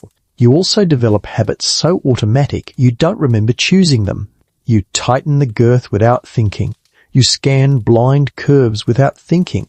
You drink water whenever you see it. You stop at the same safe spots. Your hands know knots. Your eyes know distances. Your body knows the horse's rhythm the way it knows your own heartbeat. This is where the open scholarly debate comes in, sliding behind your thoughts like a shadow you can't shake. Historians still argue whether the culture of endurance and rugged reliability among mail carriers was primarily a romanticized narrative created after the fact or a genuine occupational identity shaped by constant risk, fatigue, and responsibility. But you can tell it's genuine because it changes you. But you can also tell it's romanticized because outsiders love to tell the story without mentioning saddle sores, diarrhea, or paperwork. Burnout isn't just fatigue. It's emotional flattening. You stop reacting strongly to danger because you've reacted too many times. You become careful but not anxious. You become polite but not warm. You begin treating people's urgent questions as background noise. That shift can make you safer, less distracted, more focused. It can also make you lonely. When you stop feeling, you stop connecting. And connection is the whole reason you're doing this, even if you pretend it's just a job. Joke 1 shows up with a tired edge. You realize you've become the human equivalent of a clock. Reliable, not particularly fun at parties, and always being checked for accuracy. Your reputation also affects how people treat you in darker ways. Someone might decide you're trustworthy enough to ask for an extra favor that crosses lines. Someone might assume you carry money because you've been around long enough to handle important bags. Someone might watch your patterns because patterns are what criminals love. Being known can protect you, but it can also make you predictable, and predictability is a vulnerability. You start varying small things where you stop, when you take water just to avoid being too readable. Not dramatic changes, just enough to keep the route from becoming a script someone else can exploit. You don't tell people your exact plans. You keep your personal life vague because the moment people know you as a full person, they start thinking about how to use that. You also begin to feel the long haul in your body more deeply. Not the acute injuries toes you manage, but the chronic ones. A knee that clicks, a shoulder that aches in cold, a back that never fully relaxes. You start thinking about age differently. You see older riders and wonder how their bodies survived this long. You also see younger riders and think, with grim affection, they have no idea what's coming. At a station, you meet a new rider, fresh-faced, restless, asking questions too quickly. You answer in the calm tone you've earned. You tell him which station has fair prices, which river crossing is deceptive, which town gets edgy when the papers are political. You pass on the folk knowledge the way it was passed to you. The route has its own oral tradition, practical, unsentimental, life-saving. This is where the quirky tidbit rises up, because it's one of those small details that reveals how deep the routine goes. Some long-time carriers develop what people call route memory, so strong they can tell they're behind schedule without seeing a clock, just by the angle of light at certain landmarks. If the sun hits that ridge like this and I'm still here, I'm late, it's not mystical. It's repetition, but it feels mystical to anyone who hasn't lived inside the pattern. Joke 2, you think, congrats, I've evolved into a sundial with arthritis. The psychological weight of being the route shows up in quieter moments. A town relies on you and you feel it. A lonely cabin waits for letters and you feel it. A merchant counts on papers and invoices and you feel it. You begin to sense that your absence would create a hole, and that hole would have consequences. That's a heavy kind of importance, especially when you're exhausted. Sometimes you fantasize about quitting, not in a dramatic way, just a soft mental image. You waking up and not saddling a horse, you eating breakfast slowly, you not checking seals, you not counting miles. The fantasy is so gentle it almost makes you sad, because you're not sure what you'd be without the route. The route has become your calendar, your identity, your proof that you exist in a system that notices. Joke 3 arrives in that space you imagine trying to explain retirement to the postmaster. Yes, I'm retiring. My hobbies include sitting down and not being in danger. You imagine him blinking like you just spoke a foreign language, but then the day pulls you forward again. You mount, you ride, you do the ritual, and you feel your reputation doing work for you. Doors open more easily. People trust you with brief kindness. A station keeper gives you a better corner near the stove.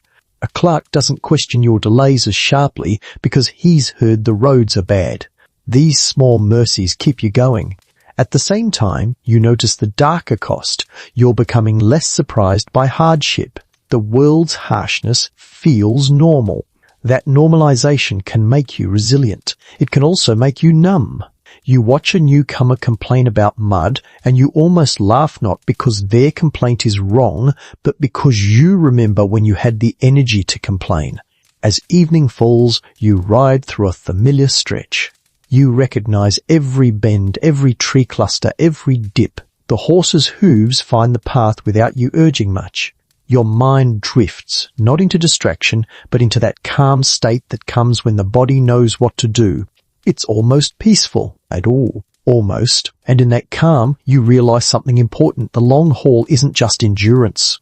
It's adaptation. You've adapted your body, your habits, your social skills, your fear responses. You've become the route shape in human form. That's why people trust you. That's why you're tired. You ride toward the next stop with a steady pace, and you feel the night coming on. The mailbag bumps. The air cools. And you carry forward not just paper, not just news, not just money, but your own reputation built mile by mile, held together by routine and worn down by the same reliability that makes you valuable. The last delivery of a run doesn't announce itself with fireworks. It arrives the way everything arrives on the route, gradually, through miles, through fatigue, through a horizon that keeps inching closer. You wake with that familiar stiffness, but something is different. You know where you're going, and you nor really know that when you get there, the bag will leave your saddle for the final time in this cycle. The thought sits in your chest like a quiet stone. You ride out in early light, the air cool enough to feel clean. The horse steps into its rhythm. The road is the road, still imperfect, still full of small annoyances, but it feels strangely familiar, almost domesticated by your repetition. You find yourself noticing details you used to miss. The way grass bends in the wind, the way a certain hill always catches the sun first, the way your horse's ears flick at the same birds every time. Your body moves through the day as if it's following a script. It wrote itself. Here's the mainstream historical fact that frames this ending. Mail routes in the 19th century often operate on repeating circuits, daily, weekly or seasonal patterns where carriers complete runs and then begin again, with the system depending on that predictable cycle to connect communities. The end of one run is usually just the transition point in an ongoing network. But for the rider, each completion is a meaningful reseater moment where the responsibility briefly lifts. As you near the final town or terminal office, the road widens. You begin seeing more signs of settled life: fences, wagons, smoke, the faint sound of work. Your horse seems to sense it too, picking up pace as if it understands that the day will end in a stable, not in the open dark. You feel the mailbag bump behind you, and you think about everything it has contained on this run: love, debt, fear, hope, politics, newsprint, money, promises, complaints. You carried it all without reading it, without owning it, without being allowed to be affected by it, except you were affected anyway. The town comes into view, and your shoulders loosen. You ride in with a posture that's half pride, half exhaustion. People notice you, as they always do, but today their attention feels softer. Maybe you look different. Maybe it's in the way you sit, like someone who has finished a long task and hasn't yet decided what emotion to attach to that fact. You head to the post office. The clerk or postmaster is there, waiting with the same calm bureaucracy as always. You dismount. Your boots hit the ground with a dull thud. You lift the bag, feel its weight in your hands one last time, and walk it in. The ritual happens. Seal checked. Tag read. Ledger opened. Pen moving. The clerk's face remains neutral, but you can sense the moment of recognition. The run is complete. The chain is unbroken. The bag is intact. There's no applause, just ink. But ink is how the system says good. Historians still argue whether postal work in the 19th century should be understood primarily as a heroic narrative of connecting a continent, or as a grinding labour system sustained by underpaid, overworked individuals who were praised more in stories than in wages. Standing here at the end of a run, you feel both truths inside you. The work matters. The work also costs. You step back outside and breathe, and the absence of the bag on your saddle feels almost wrong, like you forgot something essential. You check instinctively, then remember there's nothing to check. That's when the relief hits, not dramatic, not euphoric, just a slow easing, like unclenching a fist you didn't realize was tight. Joke 1 arrives softly. You think, wow, my identity is no longer person attached to bag. Who am I now? Then you remember you're still you, just temporarily unburdened. You take care of the horse because that part doesn't end. You loosen tack, rub the animal down if you can, check its legs, offer water. The horse has carried you through all of it without understanding why. In a way, it's the purest worker Harino pride, no story, just effort. You feel a quiet gratitude and you let your hand rest on its neck for a moment longer than necessary. It flicks an ear as if to say, yes, yes, we're done, please stop being emotional.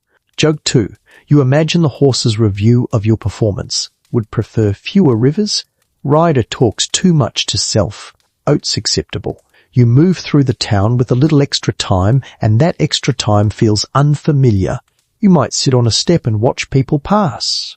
You might drink something warm. You might even let yourself think about the run as a whole, the stations, the weather, the river crossings, the suspicious questions, the ledgers, the faces at the post office where names appeared or didn't, the way newspapers stirred runes into debate, the way you learned to sleep with one ear open, the way your own humour became a tool for survival, the quirky tidbit that surfaces at the end of runs something older riders mention with a half smileys that some carriers develop little personal closing rituals, not official ones, private ones, a certain meal they always eat if they can, a certain way they clean their boots, a small coin flicked into a pocket with a quiet again for luck. Some claim they never begin a new run without first washing their hands thoroughly, as if they're rinsing off the last bag stories. Whether it's superstition or simple psychology, you understand it. Endings matter, even when they're temporary. Joke 3. Gentle, you think. Maybe my closing ritual is sitting down and not moving for 12 hours, and you feel the deep appeal of that. And now, with the run complete, your thoughts start loosening. The route fades back into the distance. The day's edges soften. You realize you're still hearing hoofbeats in your mind, the steady rhythm that has kept you going. You realize you're still mentally checking straps that aren't there. That's how deeply the work has settled into you. Now you begin to wind down, and you let the pace of your inner voice slow, like you're walking instead of riding, like you're easing into a softer space where nothing needs to be delivered, where nothing is chasing you. You imagine the road you just travelled as a long ribbon laid out behind you, stretching through fields and forests, through towns and stations, over rivers and ridges. You imagine the mailbag's contents now in different hands, letters opened by lamplight, papers unfolded on counters, names spoken aloud, faces changing as words land. You did your part, and now those words can become what they were meant to become, connection. You let your shoulders drop. You let your jaw loosen. You let the tightness in your hand soften, as if you're finally setting down reins that have been in your grip for far too long. The town around you becomes quieter, or maybe it's just that your attention is quieter. The sounds feel farther away. A distant wagon, a door closing, a soft murmur of voices. Ah! Even the horse seems calmer now, shifting in its stall, breathing slow. You picture the next run not with dread, but with a kind of neutral acceptance. The route will still be there. The stations will still smell like smoke and damp wood. The road will still be imperfect. The weather will still do what it wants. People will still wait by the post office with questions in their eyes. But right now, in this small pocket of time, you are not moving. You are simply here.